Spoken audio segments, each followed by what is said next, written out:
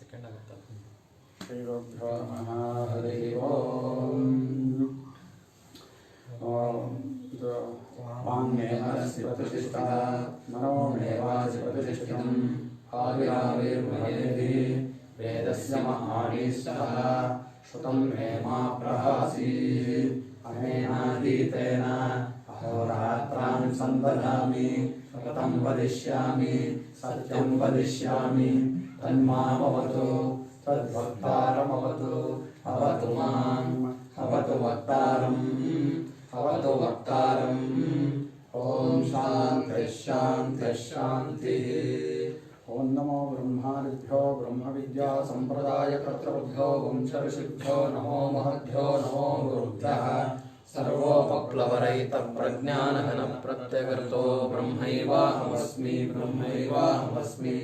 ಶ್ರುತಿಸ್ಮೃತಿಪುರಾಣಾನಾಮಾಲಯಂ ಕರುಣಾಲಯಂ ನಮಾಮಿ ಭಗವತ್ಪಾದಂ ಶಂಕರಂ ಲೋಕಶಂಕರಂ. ಶಂಕರಂ ಶಂಕರಾಚಾರ್ಯಂ ಕೇಶವಂ ಬಾದರಾಯಣಂ. ಸೂತ್ರಭಾಷ್ಯಕೃತೌ ವಂದೇ ಭಗವಂತೌ ಪುನಃ ಪುನಃ. ಶ್ರೀಮಚ್ಶಂಕರ ಭಗವತ್ಪೂಜ್ಯಪಾದ ಸದ್ಗುರುಭ್ಯೋ ನಮಃ. ವಂದೇ तं ಸಚ್ಚಿದಾನಂದಂ ಯತಿವರ್ಯಂ ಮಹಾಮತಿಂ. ವೇದ ವೇದಾಂತಸಾರಥ್ಯಂ ಸದ್ಗುರುಂ ಪ್ರಣತೋಸ್ಮ್ಯಹಂ. ಸದಾಹಂ ಸಂಪ್ರದಾಯಜ್ಞಂ ಸಂಯಮೀಂದ್ರಂ ಸದಾಶ್ರಯಂ. ಸದ್ಗುರುಂ ಸಚ್ಚಿದಾನಂದಂ ಸದಾಚಾರಂ ಸಮಾಶ್ರಯೇ. ಶ್ರೀ ಶ್ರೀ ಸಚ್ಚಿದಾನಂದೇಂದ್ರ ಸರಸ್ವತಿ ಮಹಾಸದ್ಗುರುಭ್ಯೋ ನಮಃ. ಹರಿ ಭಗವೋ ಬ್ರಹ್ಮ. ಸಾ ಭಾವಯಿತ್ರಿ ಮಂತ್ರ ಆಗಿತ್ತಾ? ಇಲ್ಲ ಅಲ್ಲ. ಇಲ್ಲ. ಸಾ ಭಾವಯಿತ್ರಿ ಭಾವಯಿತವ್ಯಾ ಭವತಿ. ಸಾ ಭಾವಯತ್ರಿ ಭಾವಯಿತವ್ಯಾ ಭವತಿ. ತಂ ಸ್ತ್ರೀ ಗರ್ಭಂ ಬಿಭರ್ತಿ. ತಂ ಸ್ತ್ರೀ ಗರ್ಭಂ ಬಿಭರ್ತಿ. ಸೌಘ್ರ ಏವ ಕುಮಾರಂ. ಸೌಘ್ರ ಏವ ಕುಮಾರಂ. ಜನ್ಮನೋ ಅಗ್ರೆ ಅಧಿಭಾವಯತಿ. ಜನ್ಮನೋ ಅಗ್ರೆ ಅಧಿಭಾವಯತಿ. ಸಯತ್ಕುಮಾರಂ. ಸಯತ್ಕುಮಾರಂ. ಜನ್ಮನೋ ಅಗ್ರೆ ಅಧಿಭಾವಯತಿ.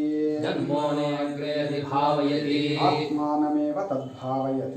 ಆತ್ಮಾನಮೇವ ತದ್ಭಾವಯತಿ. ತೇಷಾಂ ಲೋಕಾನಾಂ ಸಂತತ್ಯೈ. ತೇಷಾಂ ಲೋಕಾನಾಂ ಸಂತತ್ಯೈ.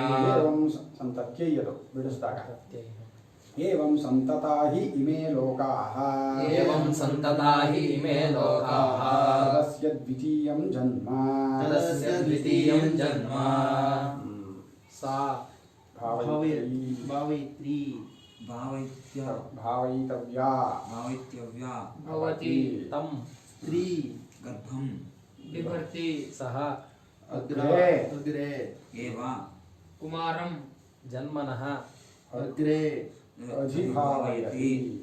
ಸಹ ಸಹ ಯತ್ ಕುಮಾರಂ ಜನ್ಮನಃ ಅಗ್ರೆ ಅಗ್ರೆ ಅಧಿಭಾವಯತಿ. ಆತ್ಮಾನಂ ಆತ್ಮಾನಂ ಏವ ಏವ ತದ್ಭಾವಯತಿ. ತೇಷಾಂ ಲೋಕಾನಾಂ ಸಂತತ್ಯೈ ಸಂತತ್ಯೈ. ಏವಂ ಸಂತತಾ ಹಿ ಸಂತತಾಃ ಸಂತತಾಃ ಹಿ ಲೋಕಾಃ ಇಮೇ ಇಮೇ ಲೋಕಾಃ. ತತ್ ತತ್ ಅಸ್ಯ ಅಸ್ಯ ಜನ್ಮ.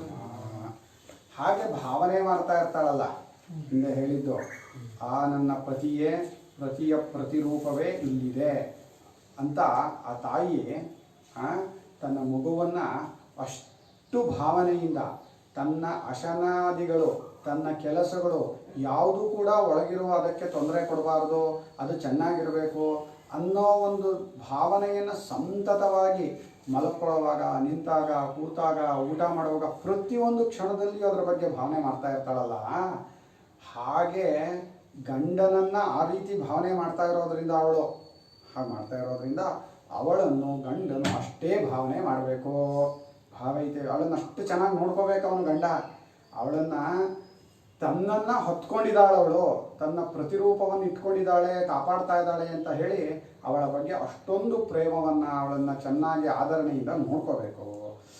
ಹಾಗೆ ಅವಳು ಗರ್ಭವನ್ನು ಏನು ಧರಿಸಿರ್ತಾಳೆ, ಜನ್ಮನಃ ಅಗ್ರೇ ಅಧಿಭಾವಯತಿ. ಅವಳು ಆ ಸ್ತ್ರೀ ಹುಟ್ಟುವುದಕ್ಕೆ ಮುಂಚೆನೇ ಅವಳು ಆ ಭಾವನೆ ಮಾಡ್ಕೊಂಡ್ಬಿಟ್ಟಿರ್ತಾಳೆ. ತಾಯಿಗೆ ಈಗ ನಮ್ಮ ಬಗ್ಗೆ ಪ್ರೇಮ ಅನ್ನೋದು ಅವಳ ಹೊಟ್ಟೆಯಲ್ಲಿ ಸೇರ್ಕೊಂಡಿದ್ದಾಗಲಿಂದಲೇ ಶುರುವಾಗ್ಬಿಟ್ಟಿರುತ್ತೆ ಅವಳಿಗೆ. ತಂದೆಗೆ ಮಾತ್ರ ಹೊರಗಡೆ ಬಂದ್ಮೇಲೆ ಶುರುವಾಗೋದು. ಅವನು ಆವಾಗ ತಾನೇ ನೋಡೋದು ಅದನ್ನು. ಆದರೆ ಅವಳು ಗರ್ಭವನ್ನು ಕುಮಾರನ ಹುಟ್ಟುವಿಕೆಗೆ ಮುಂಚೆಯಿಂದಲೇ ಅಷ್ಟು ಭಾವನೆ ಮಾಡಿರ್ತಾಳೆ ತಾಯಿಗೆ. ಅದಕ್ಕೆ ನಮ್ಮಲ್ಲಿ ಮಾತೃದೇವೋಭವ ಪಿತೃದೇವೋಭವ ಆಮೇಲೆ ಅವರಿಬ್ಬರಿಗೂ ಅಷ್ಟೇ ಬೆಲೆ ಇದ್ದರೂ ಕೂಡ ತಂದೆ ತಾಯಿಗಳಿಗೆ ಅದರಲ್ಲಿ ಒಂದು ಕೈ ಹೆಚ್ಚು ತಾಯಿಗೆ. ಆ ತಾಯಿ ನಮಗೋಸ್ಕರ ಮಾಡಿರೋದನ್ನ ಹೇಳಿದ್ನಲ್ಲ, ಎಷ್ಟು ಜನ್ಮ ಎತ್ತು ಬಂದರೂ ತೀರ್ಸೋಕ್ಕೆ ಆಗಲ್ಲ. ತಾಯಿಗೋಸ್ಕರ ನಾವು ಏನಾದರೂ ಮಾಡೋಕ್ಕೆ ರೆಡಿ ಇರಲೇಬೇಕು. ಶ್ರವಣಕುಮಾರನ ವಿಚಾರವನ್ನು ನಮ್ಮ ಇದರಲ್ಲಿ ರಾಮಾಯಣದಲ್ಲೆಲ್ಲ ಹೇಳುತ್ತಲ್ಲ, ಕುರುಡು ತಂದೆ ತಾಯಿಗಳನ್ನು ಬುಟ್ಟಿಯಲ್ಲಿ ಕೂರಿಸ್ಕೊಂಡು ತೀರ್ಥಯಾತ್ರೆ ಮಾಡಿಸ್ತಿದ್ದ ಅಂತ. ಇಂಥ ಭಾವನೆ ಇರಬೇಕು ತಂದೆ ತಾಯಿಗಳ ಬಗ್ಗೆ.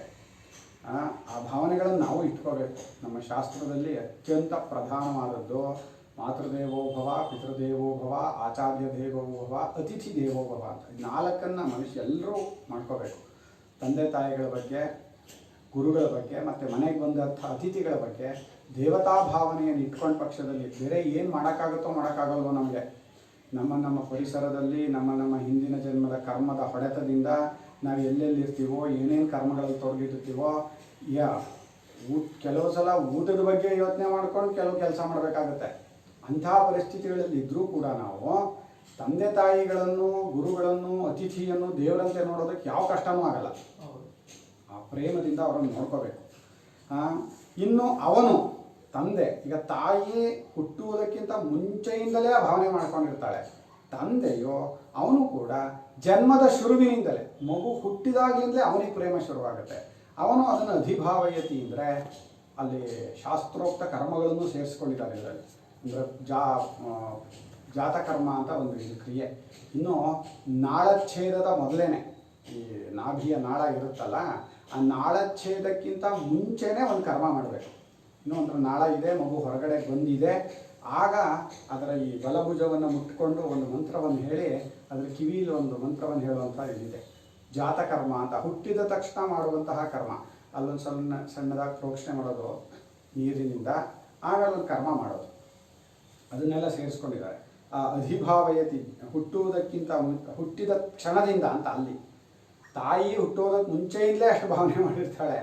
ತಂದೆ ಆ ಭಾವನೆ ಪ್ರೇಮನ ಶುರುವಾದಾಗಲೂ ಅವನು ಅದನ್ನು ಶಾಸ್ತ್ರೋಕ್ತ ರೀತಿಯಲ್ಲೂ ಮಾಡ್ಕೊಂಡು ಹೋಗ್ಬೇಕಾಗುತ್ತೆ. ಇವಾಗ ಅದನ್ನು ಮಾಡ್ತಾ ಇಲ್ಲ ಯಾರು. ಆಮೇಲೆ ನಾಮಕರಣದ ದಿನ ಇಟ್ಕೊಂಡ್ಬಿಡ್ತಾರೆ ಒಟ್ಟಿಗೆ. ನಾಳಚ್ಛೇದಕ್ಕಿಂತ ಮುಂಚೆ ಮಾಡ್ತಾ ಇಲ್ಲ ತುಂಬ ಜನ. ನಾಳಚ್ಛೇದಕ್ಕಿಂತ ಮುಂಚೆ ಮಾಡಬೇಕು. ಆಮೇಲೆ 11ನೇ ದಿನ ಅವರು ಇದಾಗಿ ಒಳಗೆ ಬಂದಾಗ ಅವ್ರಿಗೆ ನಾಮಕರಣ ಮಾಡಬೇಕು ಅಂತ ಪ್ರಶಸ್ತ ಕಾಲ 11ನೇ ದಿನ. ಅವತ್ತು ಅಮಾವಾಸ್ಯೆ ಇದೆಯೋ ಇದೆಯೋ ಏನೂ ನೋಡಬೇಕಾಗಿಲ್ಲ, 11ನೇ ದಿನ ನಾಮಕರಣ ಮಾಡಿದ್ರಾಯ್ತು ಅಂತ ಹೇಳಿದೆ ಶಾಸ್ತ್ರ. ಕೇಂದ್ರ ಅದೆಲ್ಲವನ್ನೂ ಒಂದು ಸಂಸ್ಕಾರ ರೀತಿಯಲ್ಲಿ ಹೇಳುತ್ತೆ. ಪ್ರತಿಯೊಂದು ಕೂಡ ಆ ಮಗುವಿಗೆ ಒಂದು ಸಂಸ್ಕಾರ, ಅದರ ಮನಸ್ಸಿನ ಶುದ್ಧತೆಗೆ, ಅದನ್ನು ಸನ್ಮಾರ್ಗದಲ್ಲಿ ನಡೆಸೋದಕ್ಕೆ ಅನುಕೂಲ ಆಗುತ್ತಾವೆಲ್ಲ. ಹೀಗೆ ಅವನು ಏನು ಭಾವನೆ ಮಾಡ್ತಾನೆ ಮಗುವಿನ ಬಗ್ಗೆ, ತನ್ನನ್ನೇ ತಾನು ಆ ರೀತಿ ಭಾವನೆ ಮಾಡ್ಕೋತಾ ಇರೋದು. ಯಾಕೆ? ಆ ರೇತೋ ರೂಪದಲ್ಲಿ ಇದ್ದಾಗ ಜೀವನನ್ನು ನಾನು ಅಂತಲೇ ಅಂದ್ಕೊಂಡಿದ್ದ ಅವನು. ರೇತೋ ರೂಪದಲ್ಲಿ ತಂದೆಯ ಹೊಟ್ಟೆಯಲ್ಲಿ ಇದ್ದಾಗ ಅವನು ಇದು ಜೀವ ಅವನು ತಾನು ಅಂತಾನೆ ಅಂದ್ಕೊಂಡಿದ್ದ. ಆಮೇಲೆ ಅದು ಸ್ತ್ರೀ ಗರ್ಭದೊಳಗೆ ಹೋಯ್ತು ಅಷ್ಟೇ. ಅದರಿಂದ ಅವನು ಏನು ಭಾವನೆ ಮಾಡ್ತಾ ಇದ್ದಾರೋ ಮಗು ಬಗ್ಗೆ ತನಗೇ ಭಾವನೆ ಮಾಡ್ತಾ ಇರೋದು. ಅದರಿಂದ ಮಕ್ಳಿಗೆ ಏನು ಮಾಡಿದ್ರು ನಮಗೋಸ್ಕರನೇ ನಾವು ಮಾಡ್ಕೊಂಡಿರೋದು. ನಾವು ಮಕ್ಕಳಿಗೋಸ್ಕರ ಅದು ಮಾಡಿದ್ವಿ ಇದು ಮಾಡಿದ್ವಿ ಅಂತ ಏನೂ ಹೇಳಬೇಕಾಗಿಲ್ಲ. ಯಾಕೆ? ನಮಗೋಸ್ಕರ ನಾವು ಮಾಡ್ಕೊಂಡಿದ್ದೀವಿ ಅಷ್ಟೇ ಅಲ್ಲೇ. ಅದು ಒಂದು ಅಭಿಮಾನ. ಇನ್ನು ತತ್ವಜ್ಞಾನದ ದೃಷ್ಟಿಯಿಂದ ಅದು ಒಂದು ಅಭಿಮಾನವೇ. ಆ ರೀತಿಯಾದ ಅಭಿಮಾನವನ್ನು ಬೆಳೆಸ್ಕೊತಾ ಇರ್ತೀವಿ ಅಂತ, ಅದು ಬೇರೆ ವಿಷಯ. ನಾವು ಇಲ್ಲಿ ಭಾವನಾ ರೂಪದಲ್ಲಿ ನೋಡುವಾಗ ನಾವು ಬೇರೆಯವ್ರಿಗೆ ಯಾರಿಗಾದರೂ ಮಾಡಿದಾಗ ಅದಕ್ಕೊಂದು ಹೆಚ್ಚುಗಾರಿಕೆ ಇರುತ್ತೆ ಹೊರತು ಮಕ್ಕಳಿಗೋಸ್ಕರ ನಾವು ಏನು ಮಾಡಿರ್ತಾನೆ ಅದೇನು ದೊಡ್ಡ ವಿಷಯ ಅಲ್ಲಕ್ಕೆ. ತನಗೋಸ್ಕರ ತಾನು ಮಾಡ್ಕೊತಾ ಇರ್ತಾನೆ. ಹಾಗೆ ಏನಕ್ಕೋಸ್ಕರ ಹಾಗೆ ಮಾಡ್ತಾನೆ ಅಂದರೆ ಈ ಲೋಕಗಳ ಸಂತತಿ ಇದೆಯಲ್ಲ ಅದು ತುಂಡಾಗದೇ ಇರಲಿ, ಇದು ಯಾವಾಗಲೂ ಹೀಗೆ ಇರಬೇಕು. ಹೀಗೆ ನಾವೆಲ್ಲ ಹುಟ್ಟು ಬಂದಿದ್ದೀವಿ, ಮುಂದೇನೂ ಹೀಗೆ ಪ್ರಪಂಚ ನಡಿಬೇಕು ಅನ್ನೋದಾದರೆ ಮಕ್ಕಳು ಅನ್ನೋದನ್ನು ಹುಟ್ಟುತ್ತಾನೆ ಇರಬೇಕು ಅಂತಾಗಿ ಆ ಲೋಕದ ಸಂತತಿಗೋಸ್ಕರನೇ ಆ ಭಾವನೆ ಮಾಡ್ತಾ ಇರ್ತಾನೆ. ಎಲ್ರಿಗೂ ಇರುತ್ತೆ.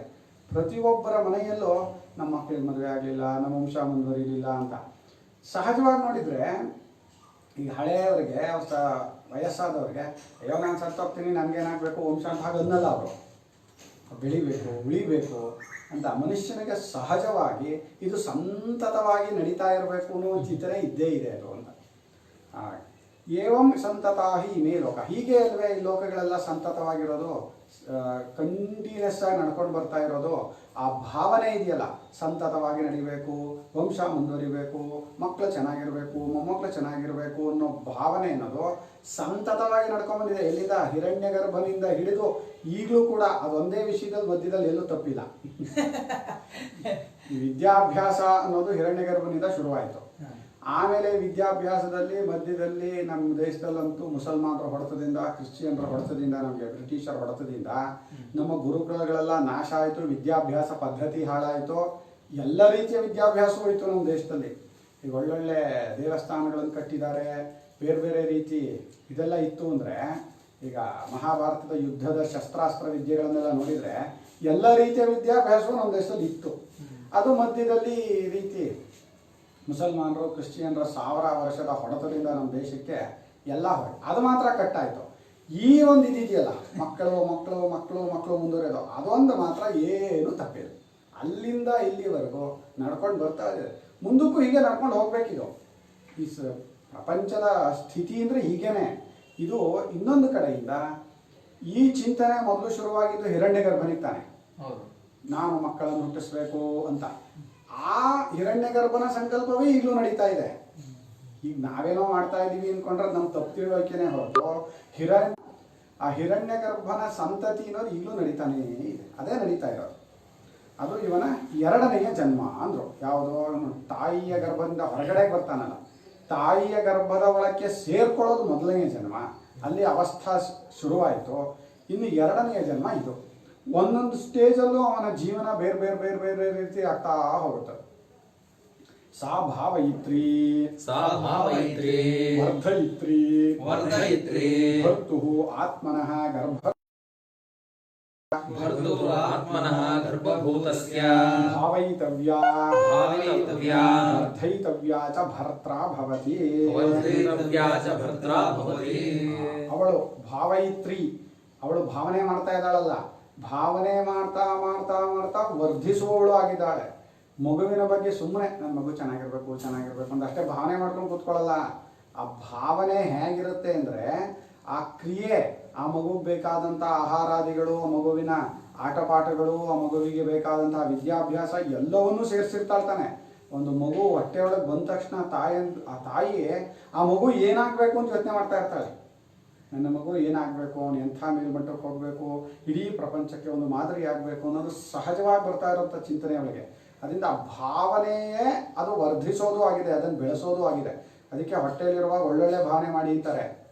ತುಂಬ ಕೆಟ್ಟ ಕೆಟ್ಟ ಭಾವನೆಗಳು, ತುಂಬ ಇದಾಗಿ ಅಂಥದ್ದು ದುಃಖಮಯವಾದ ಪ್ರಸಂಗಗಳು ಆ ತಾಯಿಗೆ ಒದಗಿದ್ರೆ ಹುಟ್ಟುವಂಥ ಮಗು ಅಂಗವಿಕಲವಾಗಿ ಹುಟ್ಟಬೋದು, ಬುದ್ಧಿಮಾಂದ್ಯವಾಗಿ ಹುಟ್ಟಬೋದು, ಏನೇನೋ ಆಗ್ಬಿಡ್ಬೋದು.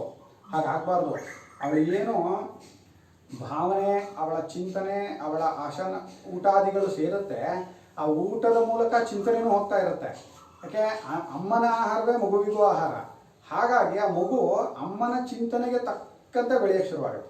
ಅದಕ್ಕೆ ಗರ್ಭಿಣಿಯರಿಗೆ ಒಳ್ಳೆಯ ವಾತಾವರಣ ಕೊಡಿ, ಅವರಿಗೆ ಕೃಷ್ಣನ ಕಥೆಗಳನ್ನು ಹೇಳಿ, ಒಳ್ಳೊಳ್ಳೆಯ ಪುರಾಣ ಕಥೆಗಳನ್ನು ಹೇಳ್ಕೊಡಿ, ಧ್ರುವ ಪ್ರಹ್ಲಾದಾದಿಗಳನ್ನು ಅಂತ ಹೇಳ್ತಾರೆ. ಯಾಕೆ, ಹುಟ್ಟುವಂಥ ಮಗು ಅಂಥ ಅದ್ಭುತವಾದ ಮಗುವಾಗಿ ಹುಟ್ಟುತ್ತಾನೆ. ಹಾಗೆ ಭಾವನೆ ಮಾಡ್ತಾ ಇರುವಂಥ ಅವಳು ಅದೇ ರೀತಿಯಾಗಿ ಅದನ್ನು ವರ್ಧಿಸೋಳು ಆಗಿರ್ತಾಳೆ. ಏನನ್ನ ಅಂದರೆ, ಗಂಡನ ಆತ್ಮವನ್ನು ಆ ರೀತಿಯಾಗಿ, ಗಂಡನ ರೂಪವೇ, ಗಂಡನೇ ಪ್ರತಿರೂಪದಲ್ಲಿ ಇಲ್ಲಿದ್ದಾನೆ ಅಂತ ಏನು ಮಾಡ್ತಾ ಇರ್ತಾಳೆ, ಅವಳನ್ನು ಈ ಗಂಡನೂ ಕೂಡ ಭಾವನೆ ಮಾಡಬೇಕಾಗತ್ತೆ, ವರ್ಧಿಸಬೇಕಾಗತ್ತೆ, ಪೋಷಣೆ ಮಾಡಬೇಕಾಗತ್ತೆ, ಕಾಪಾಡಬೇಕಾಗತ್ತೆ. ಅವಳು ಚೆನ್ನಾಗಿ ನೋಡ್ಕೋಬೇಕು ಆ ಸಮಯದಲ್ಲಿ. ಇಲ್ಲಾಂದರೆ ಅಯ್ಯೋ ನಾನು ಏನಕ್ಕೆ ಇದು ಮಾಡ್ಕೊಂಡು ಅನ್ನೋ ಬುದ್ಧಿ ಅವ್ರಿಗೆ ಬರಬಾರ್ದು. ಗರ್ಭಿಣಿಯರಿಗೆ ಗಂಡ ತಿರಸ್ಕಾರ ದೃಷ್ಟಿಯಿಂದ ನೋಡೋಕೆ ಶುರು ಮಾಡಿಬಿಟ್ಟ ಅಂದರೆ ಪಾಪ ಏನಕ್ಕೆ ಬೇಕಿತ್ತು ನನಗಿದೆ ಅಂತ ಆ ತಾಯಿಗೆ ಬಂದುಬಿಟ್ರೆ ಹುಟ್ಟುವಂಥ ಮಗು ಮೇಲೆ ಎಫೆಕ್ಟ್ ಆಗಿಬಿಡುತ್ತೆ. ಆ ಥರದ್ದೆಲ್ಲ ನಮ್ಮ ಪರಿಚಯದವರೆಲ್ಲ ತುಂಬ ಜನಕ್ಕೆ ಆಗಿದೆ, ನಮ್ಗೆ ಗೊತ್ತದು. ಅದನ್ನೆಲ್ಲ ನಾವು ಯಾರ್ಯಾರು ಅಂತ ಹೇಳಕ್ಕೆ ಬರಲ್ಲ. ಆದರೆ ಅವರು ಗರ್ಭಿಣಿಯಾಗಿದ್ದಾಗ ವಿಪರೀತವಾಗಿ ಮನೆಯಲ್ಲಿ ಕಲಹ, ವಿಪರೀತ ಅಶಾಂತಿ ಇವುಗಳನ್ನು ಅನುಭವಿಸಿ ಆ ಮಕ್ಕಳು ಅಂಗವಿಕಲರಾಗಿ ಹುಟ್ಟಿರೋದು ಕಂಡುಬಂದಿದೆ. ಅದು 2-3 ಕೇಸಿದೆ.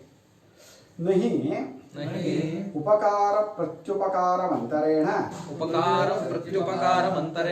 ಲೋಕೆ ಕಸ್ಯಚಿತ್ ಕೇನಚಿತ್ ಸಂಬಂಧ ಉಪಪದ್ಯತೆ. ಶಂಕರಾಚಾರ್ಯರ ವಾಕ್ಯ ಇದು ಅದ್ಭುತ. ಉಪಕಾರ ಮತ್ತು ಪ್ರತ್ಯುಪಕಾರ ಅನ್ನೋದಿಲ್ಲ ಅಂದರೆ ಒಬ್ಬರು ಒಂದು ರೀತಿ ಉಪಕಾರ ಮಾಡಿದರೆ ಅದಕ್ಕೆ ಇನ್ನೊಂದು ರೀತಿಯಾಗಿ ನಾವು ಉಪಕಾರ ಮಾಡಲಿಲ್ಲ ಅಂತ ಆದರೆ ಈ ಲೋಕದಲ್ಲಿ ಯಾರೊಬ್ಬರಿಗೂ ಯಾರ ಜೊತೆಗೂ ಸಂಬಂಧ ಅನ್ನೋದೇ ಹೊಂದಲ್ಲ. ಈ ಸಂಬಂಧ ಅನ್ನೋ ಶಬ್ದವೇ ಅವರು ಪರಸ್ಪರ ಉಪಕಾರಿಗಳಿಗೆ ಹೊರತು ಅವ್ರ ಪಾಡಿಗೆ ಅವನು ನಮ್ಮ ಪಾಡಿಗೆ ನಾವು ಅಂದರೂ ಒಂದು ಮನೇಲಿ ಯಾಕಪ್ಪ ಇರಬೇಕು, ಗಂಡ ಹೆಂಡತಿ ಯಾಕನ್ಬೇಕು? ಆ ಗಂಡ ಹೆಂಡತಿ ಇವತ್ತಿನ ಗಂಡ ಹೆಂಡತಿ ಸಂಬಂಧಗಳು ನೋಡಿದರೆ ಬೇಜಾರಾಗತ್ತೆ. ಏನು ಇವತ್ತು ಮದುವೆ ಆಗ್ತಾರೆ, ಆಗಲೇ ನಾಳೆ ಡೈವರ್ಸು ಅಂತಾರೆ. ಭಾವನೆನೇ ಇಲ್ಲ, ಆ ಪ್ರೇಮವೇ ಇಲ್ಲ. ಪ್ರೇಮದಲ್ಲಿ ಒಂದು ಕಡೆಯಿಂದ ಪ್ರೇಮದ ಚಿಂತನೆ ಆದರೆ ಇನ್ನೊಂದು ಕಡೆಯಿಂದ ಪರಸ್ಪರ ಉಪಕಾರಿಯತ್ವ. ನೀನು ಅವಳನ್ನು ನೋಡ್ಕೋತಾ ಇರೋದು, ನಿನ್ನ ಗರ್ಭವನ್ನೇ ಅವಳು ಧರಿಸಿರೋದು, ನಿನ್ನ ವಂಶವೇ ಉದ್ಧಾರ ಆಗ್ತಾ ಇರೋದು, ಅದನ್ನು ಅವಳು ಕಾಪಾಡ್ತಾ ಇದ್ದಾಳಲ್ಲ ಹೊಟ್ಟೆಯಲ್ಲಿ ಇಟ್ಕೊಂಡು, ಅದಕ್ಕೆ ನೀನು ಎಷ್ಟು ಬೆಲೆ ಕೊಡ್ಬೇಕು ನೀನು ಆ ತಾಯಿಗೆ. ಎರಡು ಕಡೆಯಿಂದಲೂ ಇರಬೇಕು. ಇವತ್ತಿನ ಚಿಂತನೆಗಳು ನಮ್ಮ ಈ ಶಾಸ್ತ್ರದ ಚಿಂತನೆಗೂ ಈ ರೀತಿಯಾಗಿ ಸಮಾಜ ಇದ್ರೆ ಎಂಥ ಮೇಲ್ಮಟ್ಟದ ಸಮಾಜ ಆಗುತ್ತೆ. ಈ ರೀತಿಯಾಗಿ ಭಾವನೆ ಮಾಡ್ತಾ ಅಂತ ಮಕ್ಕಳು ಹುಟ್ಟುತ್ತಾರಲ್ಲ, ಎಲ್ಲರೂ ಋಷಿ ತುಲ್ಯರೇ ಆಗಿರ್ತಾರೆ. ಯಾವ ಜ್ಞಾನ ಸಿದ್ಧನಾಗಲ್ಲ ಅವ್ರಿಗೆ. ನಮ್ಮ ಋಷಿಗಳು ನಮ್ಮ ಹಿಂದಿನ ಈಗ ಮುಸಲ್ಮಾನರು ಇವರು ನಮ್ಮ ಮೇಲೆ ಅಟ್ಯಾಕ್ ಮಾಡಿದ್ರು ಅಂದರೆ ನಮ್ಮ ದೇಶದಲ್ಲಿ ಅತ್ಯುನ್ನತವಾದ ಎಲ್ಲದರಲ್ಲೂ ನಾವು ಮೇಲ್ಮಟ್ಟದಲ್ಲಿ ಇದ್ವಿ ತಾನೆ. ಬಡ ದೇಶಕ್ಕೆ ಯಾರು ಹೋಗಿ ಲಗ್ಗೆ ಹಾಕ್ತಾರಾ? ಗುಡಿಸ್ಲಿಗೆ ಹೋಗ್ಬಿಟ್ಟು ಕಳ್ತನ ಮಾಡಕ್ ಹೋಗ್ತಾರ? ಒಳ್ಳೆ ಅರಮನೆಗೆ ಹೋಗ್ತಾರಪ್ಪ. ನಮ್ಮ ದೇಶದಲ್ಲಿ ಅಂಥ ಸಂಪತ್ತು ಇದ್ದಿದ್ರಿಂದಲೇ ಎಲ್ಲ ರೀತಿಯಲ್ಲೂ ನಾವು ಮೇಲ್ಮಟ್ಟದ ಇದ್ದಿಂದಲೇ ಅಷ್ಟು ಜನ ನಮ್ಮ ಮೇಲೆ ಅಟ್ಯಾಕ್ ಮಾಡಿದ್ರು. ಅಂದರೆ ನಮ್ಮ ದೇಶದ ಇದನ್ನು ಯಾವ ರೀತಿ ಉಳಿಸ್ಕೊಂಡಿದ್ರು ಅಂತ ಆ ಒಂದು ವೈದಿಕ ಪರಂಪರೆ ಇದೆಯಲ್ಲ, ಭಾರಿ ಅತ್ಯುತ್ತಮವಾದದ್ದು. ಅದನ್ನು ಜನ ಇವತ್ತು ಕಲ್ತ್ಕೊಂಡ್ರು ತುಂಬ ಚೆನ್ನಾಗಿರುತ್ತೆ. ಅಂದರೆ ಪರಸ್ಪರ ಉಪಕಾರಿತ್ವ, ಒಬ್ಬರು ಉಪಕಾರ ಮಾಡೋದು ಅದಕ್ಕೆ ತಕ್ಕನಾಗಿ ಅವ್ರ ಕಡೆಯಿಂದ ಒಂದು ಉಪಕಾರ ಅನ್ನೋದು ಇಲ್ಲ ಅಂದರೆ ಲೋಕದಲ್ಲಿ ಯಾರಿಗೂ ಕೂಡ ಯಾರ ಜೊತೆಗೂ ಯಾವುದೇ ರೀತಿಯ ಸಂಬಂಧವೂ ಹೊಂದಲ್ಲ. ಗುರು ಶಿಷ್ಯ ಉಪಕಾರಿತ್ವ, ಅಪ್ಪ ಮಕ್ಕಳು ಉಪಕಾರಿತ್ವ, ಸಂಬಂಧ ಅನ್ನೋದು ಬಂತು ಅಂತ ಇಟ್ಕೊಳ್ಳಿ ಯಾವುದೋ ರೀತಿಯಲ್ಲಿ, ಅಲ್ಲಿ ಪರಸ್ಪರ ಏನೋ ಒಂದು ಇದ್ದೇ ಇರುತ್ತೆ. ಎಷ್ಟು ಚೆನ್ನಾಗಿದೆ ನೋಡಿದೆ. ತಮ್ ಗರ್ಭಂ ಸ್ತ್ರೀ ಯಥೋಕ್ತೇನ ಗರ್ಭಧಾರಣ ವಿಧಾನೇನ ವಿಭಕ್ತಿ ಧಾರಯತಿ ಅಗ್ರೆ ಪ್ರಾಗ್ ಜನ್ಮನಃ. ಆ ಗರ್ಭವನ್ನು ಆ ಸ್ತ್ರೀಯು ಮೇಲೆ ಹೇಳಿದ ಗರ್ಭಧಾರಣ ವಿಧಾನಗಳಿದೆಯಲ್ಲ, ಹಿಂದೆ ನಾವು ಹೇಳಿದ್ವಲ್ಲ, ಆ ಗರ್ಭಕ್ಕೆ ತೊಂದರೆಯಾಗದೇ ಇರುವಂಥ ರೀತಿಯಲ್ಲಿ ನಡೆನುಡಿಗಳು, ಅದ ಅತ್ಯುತ್ತಮವಾಗಿ ಬೆಳೆಯುವ ರೀತಿಯಲ್ಲಿ ಅದರ ಆಹಾರಾದಿಗಳು ಎಲ್ಲವನ್ನೂ ಕೊಡೋದು ಅನ್ನೋ ರೀತಿಯಲ್ಲಿ ಏನು ಯಥೋಕ್ತ ಅಂದರೆ ಹಿಂದೆ ಹೇಳಿದ್ದು ಅಂತ. ಹಿಂದೆ ಹೇಳಿದ ರೀತಿಯಲ್ಲಿ ಅವಳು ಹುಟ್ಟುವುದಕ್ಕಿಂತ ಮುಂಚೆನೇ ಅದನ್ನು ಅವಳು ಕಾಪಾಡ್ತಾ ಇರ್ತಾಳೆ. ಒಳ್ಳೆ ಗರ್ಭಗುಡಿಯಲ್ಲಿ ಇರ್ತೀವಿ, ನನ್ನೇನು ಹೇಳಿದ್ನಲ್ಲ, ಅಷ್ಟು ಚೆನ್ನಾಗಿ ಅದನ್ನು ನೋಡ್ಕೊಂಡಿರ್ತಾಳೆ. ಅದಕ್ಕೆ ಬೇಕಾದ ರೀತಿಯಲ್ಲಿ ಆಹಾರಾದಿಗಳನ್ನು ಕೊಡ್ತಾ, ಒಂದು ಮಾತ್ರೆ ತಗೊಳ್ಳೋದ್ರ ಬಗ್ಗೆ ಎಷ್ಟು ಯೋಚನೆ ಮಾಡ್ತಾರೆ ಗೊತ್ತಾ? ಇದು ತೊಗೊಂಡ್ರೆ ಏನಾಗುತ್ತೋ ಅಂತ ಅಬ್ಬಬ್ಬಬ್ಬಬ್ಬಬ್ಬ ಭಾರಿ ಆಶ್ಚರ್ಯ. ಅಂದರೆ ತನ್ನತನವನ್ನು ಸಂಪೂರ್ಣವಾಗಿ ಕಳ್ಕೊಂಡಿರ್ತಾರೆ. ಅದಕ್ಕೆ ಸ್ತ್ರೀಯರಿಗಂತೂ ಈ ಭಾವನೆಯಲ್ಲಿ, ಭಗವದ್ ಭಾವನೆಯಲ್ಲಿ ಮುಳುಗೋದು ತುಂಬ ಸುಲಭ ಸ್ತ್ರೀಯರಿಗೆ. ಯಾಕೆ? ಅವ್ರು ಸಹಜವಾಗಿ ಗಂಡನ ನೋಡ್ಕೊಳ್ಳೋವಾಗ, ಅತ್ತೆ ಮಾವಂದ್ರನ್ನ ನೋಡ್ಕೊಳ್ಳೋವಾಗ, ಮಕ್ಕಳನ್ನ ನೋಡ್ಕೊಳ್ಳೋವಾಗ ತಂತನ ಬಿಟ್ಟೇ ಇರ್ತಾಳ ತಾಯಿ. ತಂತನವನ್ನು ಇಟ್ಕೊಂಡು ಅವಳು ಏನೂ ಮಾಡೋಕ್ಕೆ ಆಗಲ್ಲ.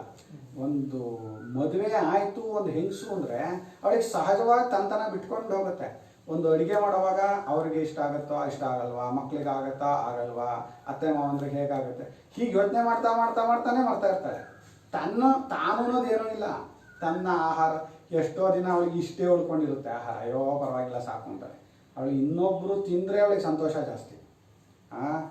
ಹಾಗೆ ಅವಳು ಹುಟ್ಟೋದಕ್ಕಿಂತ ಮುಂಚೆನೆ ಅವಳು ಆ ಒಂದು ಗರ್ಭವನ್ನು ಕಾಪಾಡ್ತಾ ಇರ್ತಾಳೆ. ಸಪಿತಾ ಅಗ್ರೇಯೇವ ಪೂರ್ವಮೇವ ಜಾತಮಾತ್ರಂ ಕುಮಾರಂ ಜನ್ಮನಃ ಅಧಿ ಊರ್ಧ್ವಂ ಜನ್ಮನಃ ಜಾತಂ ಕುಮಾರಂ ಜಾತಕರ್ಮಾದಿನ ಪಿತಾ ಭಾವಯತಿ. ಹಾಗೆ ಹುಟ್ಟಿದ ಮೇಲೆ ತಂದೆಯೂ ಕೂಡ ಮೊದಲೇ ಮಾಡ್ತಾನೆ ಅಂದ್ರು. ಅಲ್ಲಿ ತಾಯಿಯೂ ಮೊದಲೇ ಭಾವನೆ ಮಾಡುತ್ತಾಳೆ, ತಂದೆಯೂ ಮೊದಲೇ ಭಾವನೆ ಮಾಡುತ್ತಾನೆ ಅಂತ. ಅದರಲ್ಲಿ ತಾಯಿ ಮೊದಲೇ ಭಾವನೆ ಮಾಡ್ತಾಳೆ ಅಂದರೆ ಹುಟ್ಟೋದಕ್ಕಿಂತ ಮುಂಚೆನೂ ಅದರ ಬಗ್ಗೆ ಅಷ್ಟು ಭಾವನೆಯನ್ನು ಇದ್ದೇ ಇರುತ್ತೆ ತಾಯಿಗೆ. ಅದಕ್ಕೆ ಎಂಥ ಮಗು ಹುಟ್ಟಿದ್ರು ತಾಯಿಗೆ ಬೇಜಾರಾಗಿರಲ್ಲ. ಅಂದರೆ ನನ್ನ ಮಕ್ಕಳು ಆ ಥರ ಆಗಲಿಲ್ವಲ್ಲ ಅಂತ ಯೋಚನೆ ಬರ್ಬೋದು. ಆದರೆ ಇದ್ರ ಬಗ್ಗೆ ಅಸಹ್ಯ ತಿರಸ್ಕಾರ ಅಪ್ಪನ ಬೇಕಿದ್ರು ಬರ್ಬೋದು, ಅಮ್ಮನ ಬರಲ್ಲ. ಅವತ್ತು ನಾವು ಬಳ್ಳಾರಿಯಿಂದ ಬರ್ತಿದ್ವಲ್ಲ, ಅವತ್ತು 2 ಕಾಲು ಇಲ್ಲದೆ ಇರುವಂಥ ಮಗುನ ಕಾಲೇ ಇಲ್ಲ ಪಾಪ, ಆ ತಾಯಿ ಅದು ಇಟ್ಕೊಂಡು ಅದಕ್ಕೆ ಕಾಲಿಲ್ಲ ಅಂದ್ರೇನೋ ಕಾಲಿದೆ, ಅದು ನಡೆಯೋ ಶಕ್ತಿನೇ ಇರಲಿಲ್ವಲ್ಲ. ಎಷ್ಟು ಭಾವನೆ ಮಾಡ್ತಿದ್ಲು ಪಾಪ ಆ ಮಗು, ಕಾಲೆಲ್ಲ ಒತ್ಕೊಡ್ತಾ ಇದ್ಲು. ಹಂಗೆ ಅಯ್ಯೋ ತಾಯಿಗೆ ಅದು ಎಷ್ಟು ಭಾವನೆ ಇರುತ್ತೆ ಅಂತ, ಹೇಗಾದರೂ ಮಾಡೋದು ಸರಿ ಮಾಡಬೇಕು ಅಂತ ಇರುತ್ತೆ. ಅವಳು ತಾಯಿ ಮೊದಲೇ ನೋಡ್ಕೊತಾಳೆ ಅಂದರೆ ಹುಟ್ಟೋದಕ್ಕಿಂತ ಮುಂಚೆನೇ ನೋಡ್ಕೊಂಡಿರ್ತಾಳೆ. ತಂದೆಯೂ ಪೂರ್ವಮೇವ ಅಂದರೆ ಹುಟ್ಟಿದ ಕ್ಷಣದಿಂದ ತಂದೆಗೆ ಶುರುವಾಗುತ್ತೆ. ಆ ಕುಮಾರನ ಬಗ್ಗೆ ಆ ಜಾತಕರ್ಮವೇ ಮೊದಲಾದವುಗಳನ್ನು ಮಾಡಬೇಕು.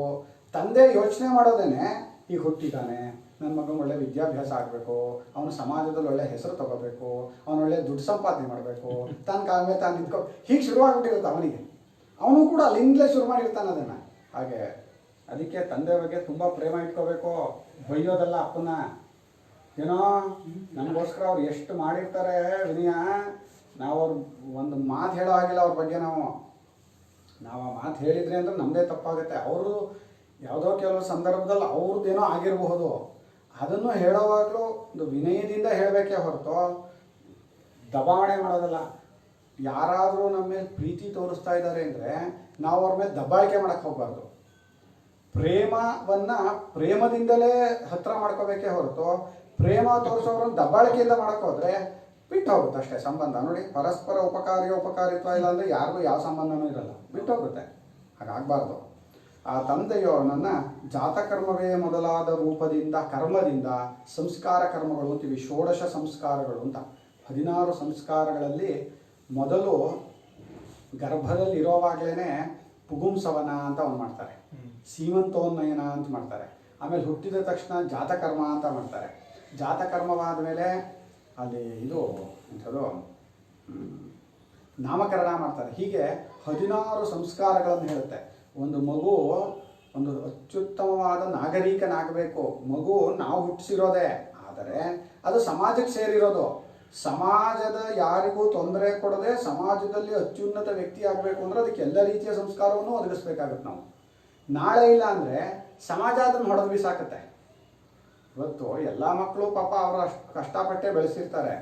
ಈ ಟೆರರಿಸ್ಟ್ಗಳು ಏನಾಗ್ತಾ ಇದ್ದಾರೆ, ಸಂಸ್ಕಾರವಂತರಲ್ಲ ಅಂದರೆ ಆ ರೀತಿಯಾದ ಸಂಸ್ಕಾರಗಳನ್ನು ತುಂಬುತ್ತಾ ಇದ್ದಾರೆ. ಅವರಿಗೆ ಎಲ್ಲೋ ಅನಾಥ ಹೆಣವಾಗಿ ಬೀಳ್ತಾರೆ ಅವರು. ಇದು ಸಮಾಜದ ಉದ್ಧಾರವಾ, ಸಮಾಜಕ್ಕೆ ಅನುಕೂಲವಾ? ಅದರ ಬಗ್ಗೆ ಯೋಚನೆ ಮಾಡಬೇಕು ಅವರುಗಳು.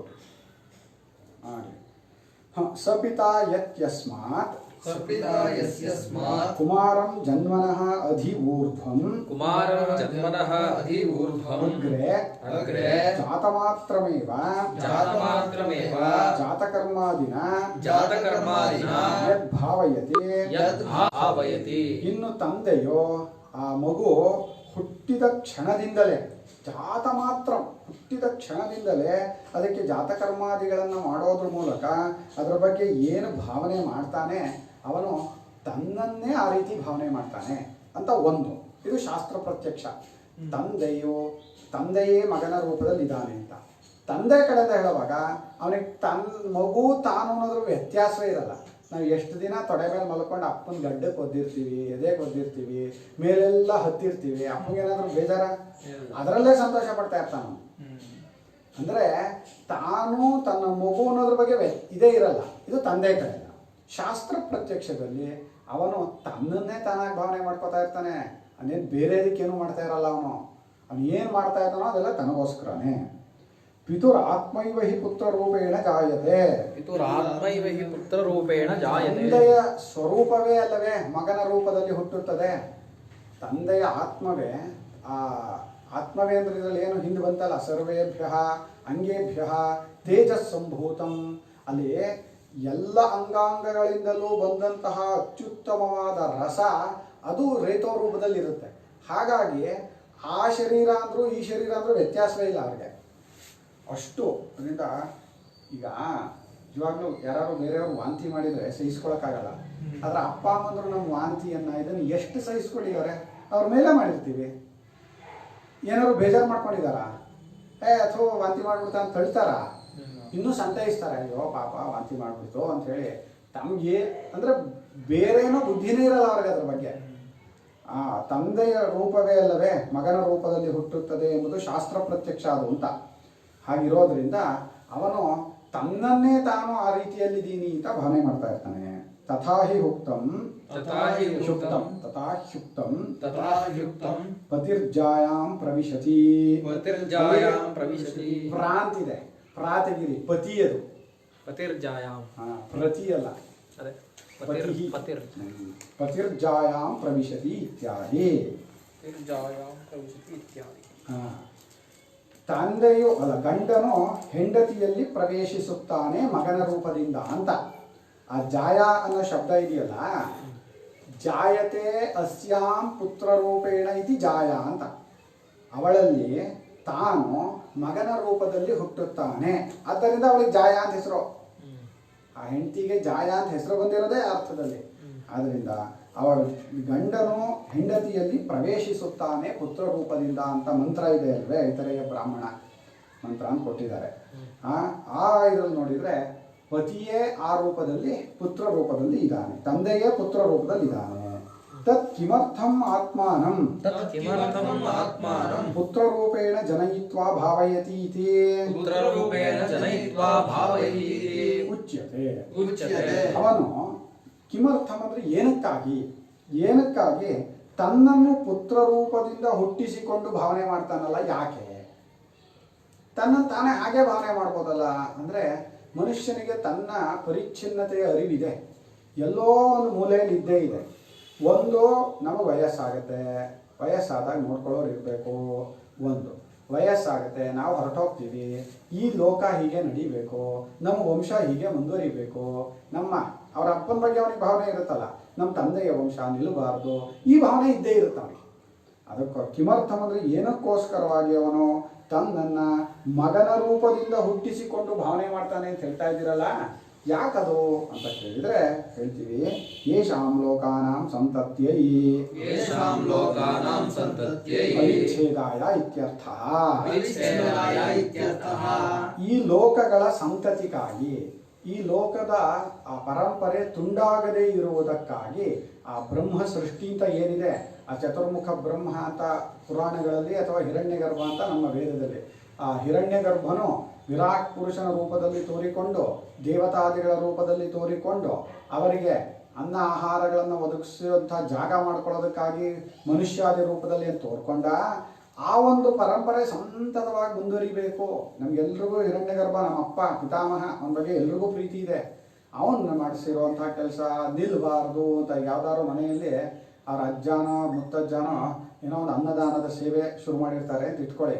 ನಮ್ಮ ಅಜ್ಜ ಶುರು ಮಾಡಿರೋದಪ್ಪ, ಅದು ನಿಲ್ಬಾರ್ದು ಅಂತ ಹೇಳಿ ಎಷ್ಟೋ ಕಷ್ಟಪಟ್ಟಾದರೂ ಮಾಡ್ತಾ ಇರ್ತಾರೆ. ನಮ್ಮ ಪರಾಶರ ಅಂತ ಒಬ್ಬ ಹುಡುಗ ಇದ್ದಾನೆ, ಅವರ ಪರಂಪರೆಗೆ ಅನ್ನದಾನಂ ಪರಾಶರ ಶರ್ಮ ಅಂತ ಅವನ ಹೆಸರು.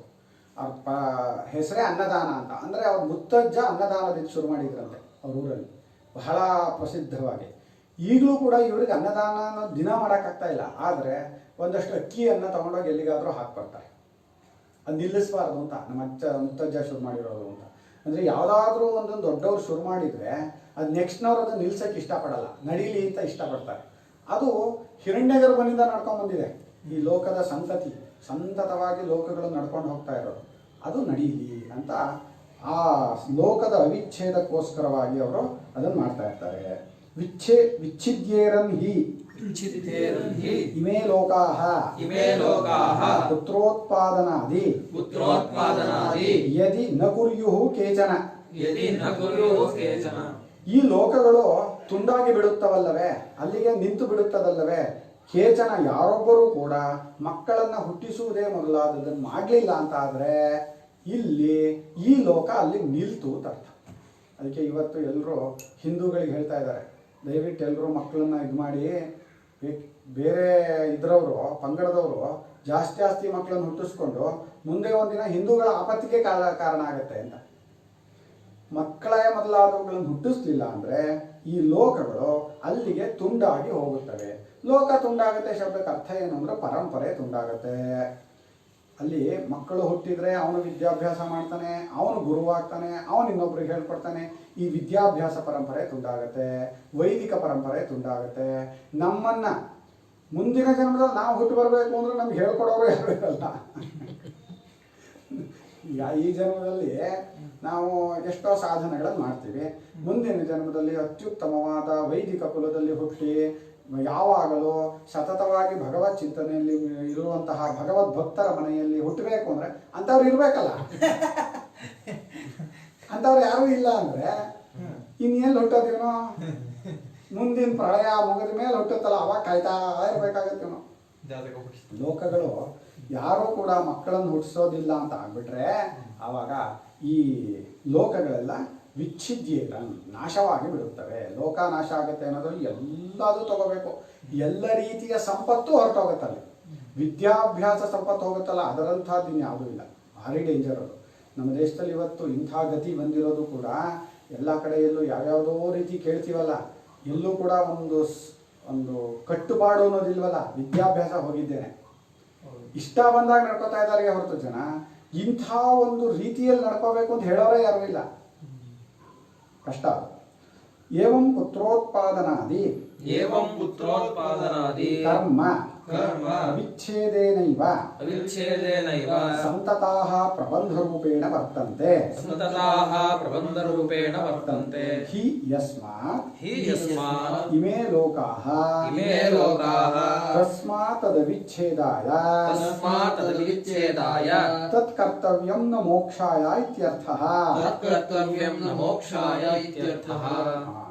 ಹೀಗೆ ಪುತ್ರೋತ್ಪಾದನಾದಿ ಕರ್ಮಗಳನ್ನ ಅವಿಚ್ಛೇದದಿಂದ, ವಿಚ್ಛಿತ್ತಿ ಇಲ್ಲದೆ ಯಾರು ಮಾಡ್ತಾ ಇದ್ದಾರೋ ಆ ಕರ್ಮಗಳನ್ನ, ಅದರಿಂದಲೇ ಈ ಒಂದು ಸಂತತವಾಗಿ ಪ್ರಬಂಧ ರೂಪದಿಂದ ಒಂದು ಚಕ್ರದಂತೆ ಈ ಒಂದು ಪ್ರಪಂಚ, ಈ ಲೋಕಗಳು ಅನ್ನೋದು ನಡೀತಾನೆ ಇದೆ.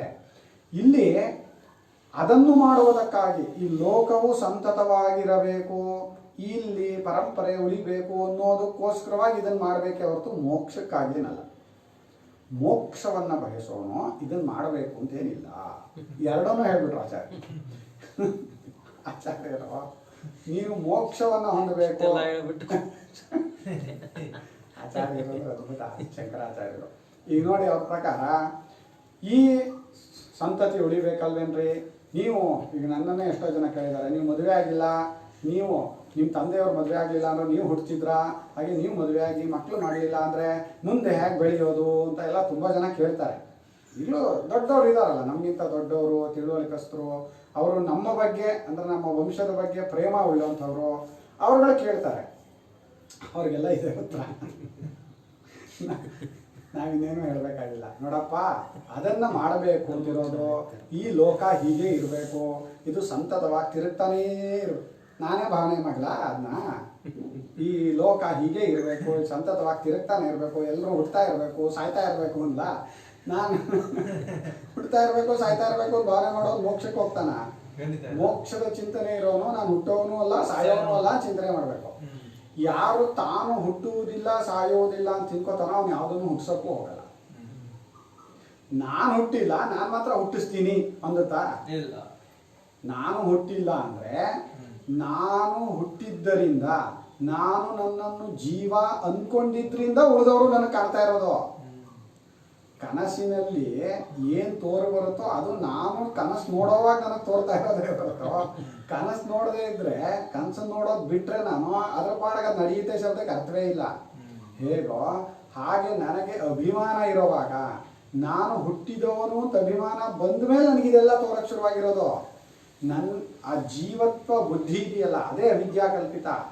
ಆ ತಪ್ಪು ತಿಳುವಳಿಕೆಯಿಂದ ಪ್ರಪಂಚ ಇರೋದು. ಆ ತಪ್ಪು ತಿಳುವಳಿಕೆಯ ಪ್ರಪಂಚ ಹಾಗೇ ಇರಬೇಕು, ಹಾಗೆ ಅನ್ಕೋಬೇಕಾಗಿ. ಇದು ನಡಿಬೇಕು ಅನ್ನೋ ಇಚ್ಛೆ ಇರೋರು ಮಾಡಿ, ಹಾಗೆ ಮಾಡಬೇಕು. ಅದಕ್ಕೊಂದು ಪರಂಪರೆ ಇದೆ. ಆ ಒಂದು ಗಂಡ ಹೆಂಡತಿನ ಒಂದು ಸಂಬಂಧ ರೂಪದಲ್ಲಿ, ಮಕ್ಕಳು ಸಂಬಂಧ ರೂಪದಲ್ಲಿ, ಕೌಟುಂಬಿಕ ರೂಪದಲ್ಲೇ ಅದು ನಡಿಬೇಕು. ಆದರೆ ಮೋಕ್ಷವನ್ನು ಇಚ್ಛೆ ಪಡೋನು ಇದನ್ನೇನು ಮಾಡಬೇಕಾಗಿ ಅವನು ಬಿಟ್ರಾಯ್ತದ. ಅದರಿಂದ ಆ ಲೋಕಗಳು ನಾಶವಾಗದೇ ಇರಲಿ ಎನ್ನುವುದಕ್ಕಾಗಿ ಅದನ್ನು ಮಾಡಬೇಕು. ತತ್ ಕರ್ತವ್ಯ ನ ಮೋಕ್ಷಾಯ, ಮೋಕ್ಷಕ್ಕೋಸ್ಕರ ಅಲ್ಲ ಇದು. ಮೋಕ್ಷವನ್ನು ಬಯಸೋನು ಏನೂ ಮಾಡಬಾರ್ದಿತ್ತ. ಅವನು ಏನು ಮಾಡಬಾರ್ದು ಅಂದರೆ ಮತ್ತೆ ಕರ್ತವ್ಯ ಕರ್ಮಗಳನ್ನು ಹೇಳಿದೆಯಲ್ಲ ಶಾಸ್ತ್ರದಲ್ಲಿ ಅಂದರೆ, ಹೌದು ನನ್ನ ಕರ್ತವ್ಯ ಕರ್ಮ ಬಿಟ್ಟು ಮೋಕ್ಷಕ್ಕೆ ಹೋಗೋಕ್ಕಾಗ್ತಾ ಇಲ್ಲ ಅಂದ್ಕೊಳ್ಳೋನು ಖಂಡಿತವಾಗಿ ಶಾಸ್ತ್ರೋಕ್ತ ಕರ್ಮಗಳನ್ನು ಮಾಡಿ ನೇರವಾಗಿ ಮೋಕ್ಷ ಚಿಂತನೆಯಲ್ಲೇ ರಮಿಸ್ತೀನಿ, ನನಗೆ ಇದೇನು ಬೇಕಾಗಿಲ್ಲ, ಈ ದೇಹೇಂದ್ರಿಯ ಮನೋಬುದ್ಧಿಗಳಿಗೆ ಅವಶ್ಯಕತೆಗಳು ಕೂಡ ಕಡಿಮೆ, ಅಷ್ಟಿದ್ರೆ ಸಾಕು, ನಾನು ಭಗವಂತನನ್ನೇ ನೇರವಾಗಿ ಧ್ಯಾನ ಮಾಡ್ತೀನಿ, ನಾನು ಯಾಕೆ ಇದಕ್ಕೆಲ್ಲ ಮದ್ದು ಬೀಳಬೇಕು? ಇದು ಎಲ್ರಿಗೂ ಒಬ್ಬೊಬ್ರಿಗೆ ಒಂದೊಂದು ಉಪದೇಶ ಹೊರತು ಎಲ್ರಿಗೂ ಒಂದೇ ಉಪದೇಶ ಅಲ್ಲ. ಯಾರಾದರೂ ನನಗೆ ಈ ಥರ ಇಷ್ಟಪ್ಪ, ನಾನು ಗೃಹಸ್ಥಾಶ್ರಮದಲ್ಲಿ ಇರ್ತೀನಿ, ಮಕ್ಕಳನ್ನು ಪಡ್ಕೋತೀನಿ, ದುಡ್ಡನ್ನು ಸಂಪಾದನೆ ಮಾಡ್ತೀನಿ, ಕರ್ಮಗಳನ್ನು ಮಾಡ್ತೀನಿ, ಅತಿಥಿ ಅಭ್ಯಾಗತರ ಸೇವೆ ಮಾಡ್ತೀನಿ, ಅದರಿಂದ ಅದನ್ನೇ ಭಗವದ್ ರೂಪದಲ್ಲಿ ಭಗವಂತನ ಸೇವೆ ಅಂತ ಮಾಡ್ತಾ ಮಾಡ್ತಾ ಮಾಡ್ತಾ ನಾನು ಮೋಕ್ಷವನ್ನು ಅಂತೀನಿ, ಒಂದು ಅದನ್ನೂ ಬೇಡ ಅಂದಿಲ್ಲ. ಮಾರ್ಗಗಳು ಬೇರೆ ಬೇರೆ ಇದೆ. ತತ್ ಅಸ್ಯ ಸಂಸಾರಿಣಃ ಅಸ್ಯ ಸಂಸಾರಿಣಃ ಕುಮಾರರೂಪೇಣ ಮಾತುರುದರಾತ್ ಯನ್ನಿರ್ಗಮನಂ ಅಂತಿದೆ, ಕೂಡಿಸಿದಾಗ ಯನ್ನಿರ್ಗಮನಂ. ತದ್ ರೇತೋರೂಪಾಪೇಕ್ಷೆಯ ದ್ವಿತೀಯಂ ಜನ್ಮ ದ್ವಿತೀಯಾವಸ್ಥಾಭಿವ್ಯಕ್ತಿ.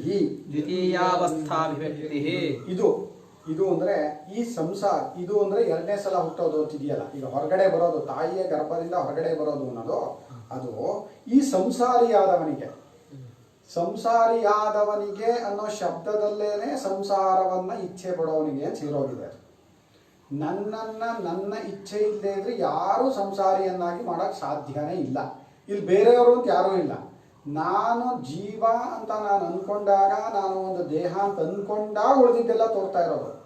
ಹಾಗಾದ್ರಿಂದ ಈ ಸಂಸಾರಿಗೆ ಅಂದರೆ ಸಂಸಾರವನ್ನ ಮತ್ತೆ ಮತ್ತೆ ಹುಟ್ಟು ಸಾವುಗಳನ್ನು ಅಪೇಕ್ಷಿಸುವಂಥವನಾಗೆ ಈ ಕುಮಾರ ರೂಪದಿಂದ ತಾಯಿಯ ಹೊಟ್ಟೆಯಿಂದ ಹೊರಗಡೆ ಬಂದಲ್ಲ ಅವನು, ಅದು ಆ ರೇತೋ ರೂಪದ ಅಪೇಕ್ಷೆಯಿಂದ ಗರ್ಭದಲ್ಲಿ ಶುರುವಾಗಿ ಸೇರಿಕೊಂಡಲ್ಲ, ಅದರ ಅಪೇಕ್ಷೆಯಿಂದ ಇದು ಎರಡನೆಯ ಜನ್ಮ. ಗರ್ಭಕ್ಕೆ ಬಂದು ಸೇರಿಕೊಂಡಿದ್ದು ಮೊದಲನೆಯ ಜನ್ಮ. ಯಾಕೆ? ಅಲ್ಲಿ ಅವನ ಆಕ್ಟಿವ್ ಶುರುವಾಗುತ್ತೆ, ಅಲ್ಲಿಂದ ಅವನ ಕ್ರಿಯೆಗಳು ಶುರುವಾಗುತ್ತೆ, ಅಲ್ಲಿ ಅವನು ಸುಖ ದುಃಖಾದಿಗಳನ್ನು ಅಪೇಕ್ಷಿಸ್ತಾನೆ. ಅಲ್ಲಿ ಗೊತ್ತಾಗುತ್ತೆ. ನನಗೆ ಒಬ್ರು ಹೇಳಿದರು ಡಾಕ್ಟ್ರು, ಅಮ್ಮ ಇದು ಮಕ್ಕಳಿಗೆ ಹೊಟ್ಟೆಯಲ್ಲಿ ಇರೋವಾಗೇ ಆಪರೇಷನ್ ಮಾಡಿ ತೆಗಿಬೇಕು ಅಂತ ಹೋದರೆ ತಪ್ಪಿಸ್ಕೊಳ್ಳೋತಂತೆ ಮಗು ಒಳಗೆ. ಅದಕ್ಕೆ ಶುರುವಾಗೋಯ್ತು ಬುದ್ಧಿ, ನಾನು ಇಂಥವನು ಅಂತ ಅಲ್ಲೇ ಶುರುವಾಗೋಗಿದೆ. ಆದ್ದರಿಂದ ಆ ಹೊಟ್ಟೆಯ ಒಳಗಿರುವ ಅಪೇಕ್ಷೆಯಿಂದ ಅದು ಮೊದಲನೇ ಜನ್ಮ. ಯಾಕೆ? ಅಲ್ಲಿ ಶುರುವಾಗೋಯ್ತು ಅವನಿಗೆ ತಿಳುವಳಿಕೆಗಳು, ನಾನು ಸುಖ ದುಃಖಗಳನ್ನು ಹೊಂದೋನು, ನಂಗೆ ದುಃಖ ಬೇಡ ಸುಖ ಬೇಕು ಅಂತ ಅಲ್ಲಿಂದೇ ಶುರುವಾಗೋಯ್ತು. ಆ ಚಿಂತನೆಗಳೇ ಇದು ಜನ್ಮ. ಇನ್ನು ಎರಡನೇದು ತಾಯಿಯ ಹೊಟ್ಟೆಯಿಂದ ಹೊರಗಡೆ ಬಂದ. ಇನ್ನು ಅಲ್ಲಿ ತಂದೆ ತಾಯಿಗಳ ಸುಪರ್ದಿಯಲ್ಲಿ ಇದ್ದರೂ ಕೂಡ ಅವನದಾದ ಇಚ್ಛೆಗಳು ಬೇರೆಯಾಗಿ ತೋರ್ಕೊಳ್ಳೋಕೆ ಶುರುವಾಗುತ್ತೆ ಅಲ್ವಾ? ತಾಯಿಯ ಹೊಟ್ಟೆಯಲ್ಲಿದ್ದಾಗ ನನ್ನ ಇಚ್ಛೆ ಬಂದಾಗ ನಾನು ಮಾಡ್ತೀನಿ, ಮಾಡೋಕ್ಕಾಗಲ್ಲ. ಆದರೆ ಹೊರಗಡೆ ಬಂದಮೇಲೆ ತನ್ನ ಇಚ್ಛಾದಿಗಳು ಅನ್ನೋದು ಶುರುವಾಗುತ್ತೆ. ಅದು ಎರಡನೆಯ ಅವಸ್ಥೆ, ದ್ವಿತೀಯಾವಸ್ಥೆ ಶುರುವಾಯಿತು. ಇನ್ನು ಅಲ್ಲಿ ಎಷ್ಟು ತೊಂದರೆಗಳು, ಎಷ್ಟು ಕಷ್ಟ. ಇದು ವೈರಾಗ್ಯವಂತ ಅಂದ್ಕೊಳಕ್ಕೆ ಹೇಳ್ತಾ ಇರೋದು. ನೀನು ಎಷ್ಟು ಜಾಗವನ್ನು ದಾಟಿ ಬರಬೇಕು ಅಂತ. ಜುಲೋಕಕ್ಕೆ ಹೋಗಬೇಕು, ಅಲ್ಲಿಂದ ಪರ್ಜನ್ಯಾಗ್ನಿಗೆ ಬರಬೇಕು, ಅಲ್ಲಿಂದ ಭೂಮಿಗೆ ಬಿಡಬೇಕು, ಭೂಮಿಯಿಂದ ಅನ್ನಕ್ಕೆ ಸೇರ್ಕೋಬೇಕು, ಅನ್ನದಿಂದ ಅಪ್ಪನಿಗೆ ಸೇರ್ಕೋಬೇಕು, ಅಪ್ಪನದ ರೇತಸ್ಸಿನಲ್ಲಿ ಸೇರ್ಕೋಬೇಕು, ಅಮ್ಮನ ಹೊಟ್ಟೆಗೆ ಸೇರ್ಕೋಬೇಕು. ಅಲ್ಲಿ 9 ಮಾಸಗಳು ನೀನು ಇರಬೇಕು. 9 ಮಾಸಗಳಾದ್ಮೇಲೆ ಹೊರಗಡೆ ಬರಬೇಕು. ಇನ್ನು ಅಲ್ಲಿ ಮತ್ತೆ ಅಲ್ಲಿಂದ ಶುರು ಜನ್ಮ. ಅಯ್ಯೋ, ಈ ಜನ್ಮವನ್ನು ಯಾರು ಸಾರ್ಥಕ ಮಾಡ್ಕೊಳ್ಳಿಲ್ಲ ಅಂದ್ರೆ ಮತ್ತೆ ಹೀಗೆ ಸುತ್ತೀಯ. ಮತ್ತೆ ಎಷ್ಟು ಅವಸ್ಥೆಗಳು ನಿನಗೆ. ಇನ್ನು ಕುಮಾರಾವಸ್ಥೆ, ಬಾಲ್ಯಾವಸ್ಥೆ, ಯೌವನಾವಸ್ಥೆ, ಮಧ್ಯದ ಅವಸ್ಥೆಗಳು, ಆಮೇಲೆ ವಾರ್ಧಕ್ಯಾವಸ್ಥೆ, ರೋಗಾದಿಗಳಿಂದ ಬರುವಂಥ ಅವಸ್ಥೆಗಳು ಎಷ್ಟು ಅನುಭವಿಸ್ತೀಯ. ಇದ್ರ ಬಗ್ಗೆ ವೈರಾಗ್ಯ ತಂದ್ಕೊಂಡು ನಾನಿನ್ನು ಹುಟ್ಟದೇ ಇರುವಂತಹ, ಸಾಯದೇ ಇರುವಂತಹ ಸಚ್ಚಿದಾನಂದ ಸ್ವರೂಪನಾದ ಪರಮಾತ್ಮನಾಗಿ ತಿಳ್ಕೋಬೇಕು ಅಂತಲೇ ಅನಿಸಿಲ್ವಾ? ಈಗೇನೋ ಇದು ದೊಡ್ಡದು ಅಂತಲೂ ಹೌದು ಒಂದು ದೃಷ್ಟಿಯಲ್ಲಿ, ಆದರೆ ಎಷ್ಟು ಜನ್ಮದಿಂದ ಹೀಗೆ ಕಳ್ಕೊಂಡ್ಬಂದಿದ್ದೀವಿ. ಅದು ಎಷ್ಟು ತಂದೆ ತಾಯಿಗಳಾಗೋಗಿದ್ದಾರೋ ನಮಗೆ. ಭಾರತ ಸಾವಿತ್ರಿಯಲ್ಲಿ ಅವರು ವ್ಯಾಸರು ಹೇಳಿದ್ದಾರೆ, ಮಾತಾಪಿತೃ ಸಹಸ್ರಾಣಿ ಪುತ್ರದಾರ ಶತಾನಿ ಚ ಸಂಸಾರೇಶ್ವನುಭೂತಾನಿ ಯಾಂತಿ ಯಾಸ್ಯಂತಿ ಚಾಪರೆ. ತಂದೆ ತಾಯಿಗಳು ಲಕ್ಷಗಟ್ಟಲೆ ತಂದೆ ತಾಯಿಗಳಾಗೋಗಿದ್ದಾರೆ. ಎಷ್ಟೆಷ್ಟು ಜನ್ಮಗಳು ಕಳೆದು ಹೋಗಿದೆಯೋ. ಪುತ್ರದಾರ ಶತಾನಿ ಚ, ಹೆಂಡತಿ ಮಕ್ಕಳು ಅದು ಎಷ್ಟು ಕೋಟಿ ಆಗೋಗಿದಾರೋ. ಈ ಸಂಸಾರಗಳಲ್ಲಿ ಅಂದರೆ ಸಂಸಾರಗಳಲ್ಲಿ ಬಹುವಚನ ಹಾಕಿದ್ದಾರೆ. ಯಾಕೆ? ಪ್ರತಿಯೊಂದು ಜನ್ಮವೂ ಒಂದು ಸಂಸಾರ, ಒಂದೊಂದು ದಿನವೂ ಒಂದೊಂದು ಸಂಸಾರವೇ. ಸಂಸಾರ ಅನ್ನೋದು ಯಾವುದೋ ಒಂದಷ್ಟು ದಿನ ಆದಮೇಲೆ ಅಂತಲ್ಲ, ಯಾವಾಗ ಹೊಟ್ಟೆ ಹಸುವು ಬಾಯಾರಿಕೆ, ರೋಗ ರುಜಿನಾದಿಗಳು ಎಲ್ಲವನ್ನು ಅನುಭವಿಸ್ತಾ ಇರ್ತಾನೋ ಅದೆಲ್ಲ ಸಂಸಾರವೇ. ಅಂಥ ಸಂಸಾರಗಳಲ್ಲಿ ಜನ್ಮಗಳಲ್ಲಿ ಬೇಕಾದಷ್ಟು ತಂದೆ ತಾಯಿಗಳಾಗೋಗಿದ್ದಾರೆ, ಬೇಕಾದಷ್ಟು ಮಕ್ಕಳು ಬಂದು ಹೋಗಿದ್ದಾರೆ, ಮುಂದೇನೂ ಬರ್ತಾರೆ. ನೀನು ಈ ಸಂಸಾರದೊಳಗೆ ಇದ್ದರೆ ಇದನ್ನೇ ಅಭಿಮಾನ ಪಟ್ಕೊಂಡವನಾದರೆ ಮುಂದೆನೂ ಬರ್ತಾ ಇರ್ತಾರೆ. ಹರ್ಷಸ್ಥಾನ ಸಹಸ್ರಾಣಿ ಭಯಸ್ಥಾನ ಶತಾನಿ ಚ ದಿವಸೇ ದಿವಸೇ ಮೂಢಂ ಆವಿಶಂತಿ ನ ಪಂಡಿತಂ. ಈ ಹರ್ಷದ ಸ್ಥಾನಗಳು ಅನೇಕವಾಗಿವೆ ಇಲ್ಲಿ ಪ್ರಪಂಚದಲ್ಲಿ. ನಮಗೆ ಸುಖವನ್ನು ಉಂಟು ಮಾಡುವ ಸ್ಥಾನಗಳು, ಸುಖವನ್ನು ತಂದು ಕೊಡುವಂಥದ್ದು ಅಂತ ನಾವು ಕಲ್ಪನೆ ಮಾಡ್ಕೊಂಡಿದ್ದೀವಲ್ಲ, ಅದು ಲಕ್ಷಗಟ್ಟಲೆ ಇದೆ. ಇನ್ನು ದುಃಖ ಸ್ಥಾನಗಳು ಅಷ್ಟೇ ಇದೆ. ಇದು ಆತ್ಮಜ್ಞಾನಿಯನ್ನು ಅಂಟ್ಕೊಳ್ಳಲ್ಲ. ಆತ್ಮಜ್ಞಾನಿಯ ತಲೆಯಲ್ಲಿ, ಅವನ ಬುದ್ಧಿಯಲ್ಲಿ ಈ ಥರದ ವಿಚಾರಗಳೇ ಬರಲ್ಲ. ಇಂಥದ್ದೊಂದು ನನ್ನ ಸುಖಕ್ಕೆ ಕಾರಣವಾಗಿದೆ, ಹೊರಗಡೆ ವಿಷಯ. ಅವನಿಗೆ ತನಗಿಂತ ಹೊರಗಡೆ ಅಂತಲೇ ಅನ್ಸಲ್ವಲ್ಲ. ಎಲ್ಲವೂ ನಾನೇ, ಸಚ್ಚಿದಾನಂದ ಸ್ವರೂಪನಾದ ಬ್ರಹ್ಮನೇ ನಾನು ಅನ್ಸುತ್ತೆ. ಅಜ್ಞಾನಿಗೆ ಪರಿಚ್ಛಿನ್ನ ಬುದ್ಧಿ ಇರೋದ್ರಿಂದ, ಅವೆಲ್ಲ ಬೇರೆ ಇರೋದ್ರಿಂದ ಕ್ಷಣ ಕ್ಷಣಕ್ಕೂ ಬಂದು ಹೋಗ್ತಾನೇ ಇರುತ್ತೆ. ಸುಮ್ಮನೆ ಒಂದಿನ ಕೂತ್ಕೊಂಡು ಬೆಳಗ್ಗೆಯಿಂದ ಸಾಯಂಕಾಲದವರೆಗೆ ಸುಖಕ್ಕೆ ಕಾರಣವಾದದ್ದು ಎಷ್ಟು ಚಿಂತನೆಗಳು ಬಂತು, ದುಃಖಕ್ಕೆ ಕಾರಣವಾದದ್ದು ಅನ್ನೋ ಥರದ್ದು ಎಷ್ಟು ಚಿಂತನೆಗಳು ಬಂತು ನೋಡಿ ಭಯ ಆಗ್ಬಿಡುತ್ತೆ. ಮನುಷ್ಯನ ಮನಸ್ಸೊಳಗೆ ಬರುತ್ತೆ ಹೋಗುತ್ತೆ, ಬರುತ್ತೆ ಹೋಗುತ್ತೆ, ಕ್ಷಣ ಕ್ಷಣಕ್ಕೂ ಬರ್ತಾ ಇರುತ್ತೆ ಹೋಗ್ತಾ ಇರುತ್ತೆ, ಬರ್ತಾ ಇರುತ್ತೆ ಹೋಗ್ತಾ ಇರುತ್ತೆ. ಹುಚ್ಚಿಡಿದಿಲ್ವಲ್ಲ, ಅದ ಆಶ್ಚರ್ಯ. ಹುಚ್ಚಿಡಿಯೋದೇನು ಆಶ್ಚರ್ಯ ಅಲ್ಲ, ಇನ್ನೂ ಹಿಡಿದಿಲ್ವಲ್ಲ. ಅಯ್ಯೋ, ಮನುಷ್ಯ ಯೋಚನೆ ಮಾಡಬೇಕು. ಅಥವಾ ಹುಚ್ಚಿಡ್ದಿಲ್ಲ ಅಂತ ಅನ್ಕೊಂಡ್ಬಿಟ್ಟಿದ್ದಾನಲ್ಲ, ಇದು ಹುಚ್ಚೆ. ಇದು ಕ್ಷಣ ಕ್ಷಣಕ್ಕೂ ಒಂದು ವಸ್ತುನ ತರ್ತಾನೆ. ಒಳ್ಳೇದು ಕಣ್ರಿ, ಭಾರಿ ಬೆಲೆ, ಭಾರಿ ಚೆನ್ನಾಗಿದೆ ಅಂತ. ಒಂದು 4 ದಿನ ಆದಮೇಲೆ ಅಯ್ಯೋ ಅದೇನೋ ಅಂತ ತೊಗೊಂಬಂದೆ ಕಣ್ರಿ, ಚೆನ್ನಾಗೇ ಇಲ್ಲ ಅಂತಾನೆ. ಇದು ಹುಚ್ಚಲ್ವಾ? ಒಂದೊಂದು ಕ್ಷಣ ಒಂದೊಂದು ಹೇಳೋ ಅಂತಾನೆ ಹುಚ್ಚ. ಯಾವುದನ್ನು ನೀನೇ ಸುಖಕ್ಕೆ ಕಾರಣವಾದದ್ದು ತಂದ್ಯೋ ಅದನ್ನು ನೀನೇ ನಾಳೆ ದುಃಖ ಚೆನ್ನಾಗಿಲ್ಲ ಅಂತೀಯಲ್ಲ. ದುಃಖಕ್ಕೆ ಚೆನ್ನಾಗಿಲ್ಲ ಅನ್ನೋದೆಲ್ಲ ದುಃಖಕ್ಕೆ ಕಾರಣ ಅಂತ ಎಸಿತೀಯಲ್ಲ ನೀನೇನೆ. ಮನೆಗೆ ತಂದು ಇಟ್ಕೋತಾನೆ. ಆಮೇಲೆ ಅಯ್ಯೋ ವಿಪರೀತ ಜಾಸ್ತಿ ಆಗೋಯ್ತು ಕಣ್ರಿ ಮನೇಲಿ, ಎಲ್ಲ ಪಟ್ಬಿಟ್ಟೆ ಅಂತಾನೆ. ಇದು ಹುಚ್ಚಾಟ ಅಲ್ವಾ? ಅದನ್ನು ಹುಚ್ಚು ಅಂತ ಹೇಳಿಲ್ಲ ಅಷ್ಟೇ ಶಾಸ್ತ್ರಕಾರರು. ಹೌದು, ಈಗಿನ ಲೌಕಿಕ ಶಾಸ್ತ್ರಕಾರರು ಹೌದು. ನಮ್ಗೆ ಆ ಥರ ಹುಚ್ಚು ಪಟ್ಟ ಕೊಟ್ಟಿಲ್ಲ. ಇಲ್ಲಾಂದ್ರೆ ಎಲ್ರಿಗೂ ಹುಚ್ಚು ಪಟ್ಟನೇ ಕೊಡ್ಬೇಕಿತ್ತು. ದಾರಾ ಬೇಂದ್ರೆ ಅವ್ರು ಹೇಳಿದ್ರಂತೆ, ಧಾರವಾಡದಲ್ಲಿ ಹುಚ್ಚಾಸ್ಪತ್ರೆಗೆ ಕಾಂಪೌಂಡ್ ಕಟ್ಟಬೇಕಿತ್ತು. ಅದಕ್ಕೆ ದಾರಾ ಬೇಂದ್ರೆ ಅವ್ರ ಹತ್ರ ದೇಣಿಗೆ ಕೇಳಕ್ಕೆ ಹೋದ್ರು. ಗುರುಗಳೇ, ಸ್ವಲ್ಪ ನೀವು ಯಥಾಶಕ್ತಿ ಕೊಟ್ಟರೆ, ನೀವು ಕೊಟ್ಟಿದ್ರಿ ಅಂತ ಒಂದು ಬೋರ್ಡ್ ಹಾಕ್ಕೊಂಡ್ರೆ ಇನ್ನೂ ಜನ ಜಾಸ್ತಿ ಕೊಡ್ತಾರೆ, ಹುಚ್ಚಾಸ್ಪತ್ರೆಗೆ ಕಾಂಪೌಂಡ್ ಕಟ್ಬೋದು ಅಂತ. ಅವರಂದ್ರು ಎಷ್ಟು ಕೊಡಬೇಕು ಅಂದರು. 1-2 ಲಕ್ಷ ಕೊಡಿ. ಸರಿ, 10 ಲಕ್ಷ ಕೊಡ್ತೀನಿ, ಇಡೀ ಧಾರವಾಡಕ್ಕೆ ಕಾಂಪೌಂಡ್ ಹಾಕ್ಬಿಡೋದು. ನೀನು ಯಾಕೆ ಒಂದು ಜಾಗ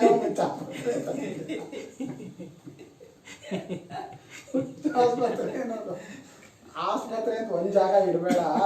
ನಮ್ಮ ಮನಸ್ಸೆಲ್ಲ ಹುಚ್ಚು ಮನಸ್ಸಿನ 10 ಮುಖಗಳು ಅಂತ ಇವ್ರು ಬರೆದಿದ್ದಾರೆ. ಅದರಿಂದ ನಮಗೆ ಗೊತ್ತಿಲ್ಲ ಅಷ್ಟೇ. ಅದನ್ನೆಲ್ಲ ನಾವು ಹುಚ್ಚು ಅಂತ ಹೇಳಿ ಇದರಲ್ಲಿ ಎಕ್ಸ್ಟ್ರೀಮ್ ಆಗಿ ಹೋಗೋರು ಹುಚ್ಚು ಅಂತೀವಿ ಅಷ್ಟೇ. ನಮ್ಮ ಮನಸ್ಸನ್ನು ನೋಡಿಕೊಂಡು ಒಂದ್ಸಲ ಎಷ್ಟು ಹುಚ್ಚಾಟಗಳನ್ನು ಮಾಡಿದ್ದೀವಿ.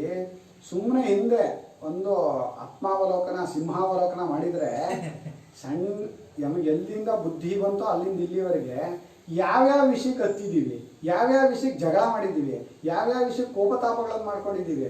ಹುಚ್ಚಾಟ ಅಲ್ವಾ ಅದು? ಇವತ್ತು ನೋಡ್ಕೋಬೇಕು ಅದನ್ನು. ನನ್ನೊಬ್ಬರು ಹೇಳಿದರು, ಅವ್ರು ದೊಡ್ಡ ಕೆಲಸದಲ್ಲಿದ್ದರು ಡೆಲ್ಲಿಲಿ. ಅವರು ಪಾಠಕ್ಕೆ ಬರ್ತಾಯಿದ್ರು.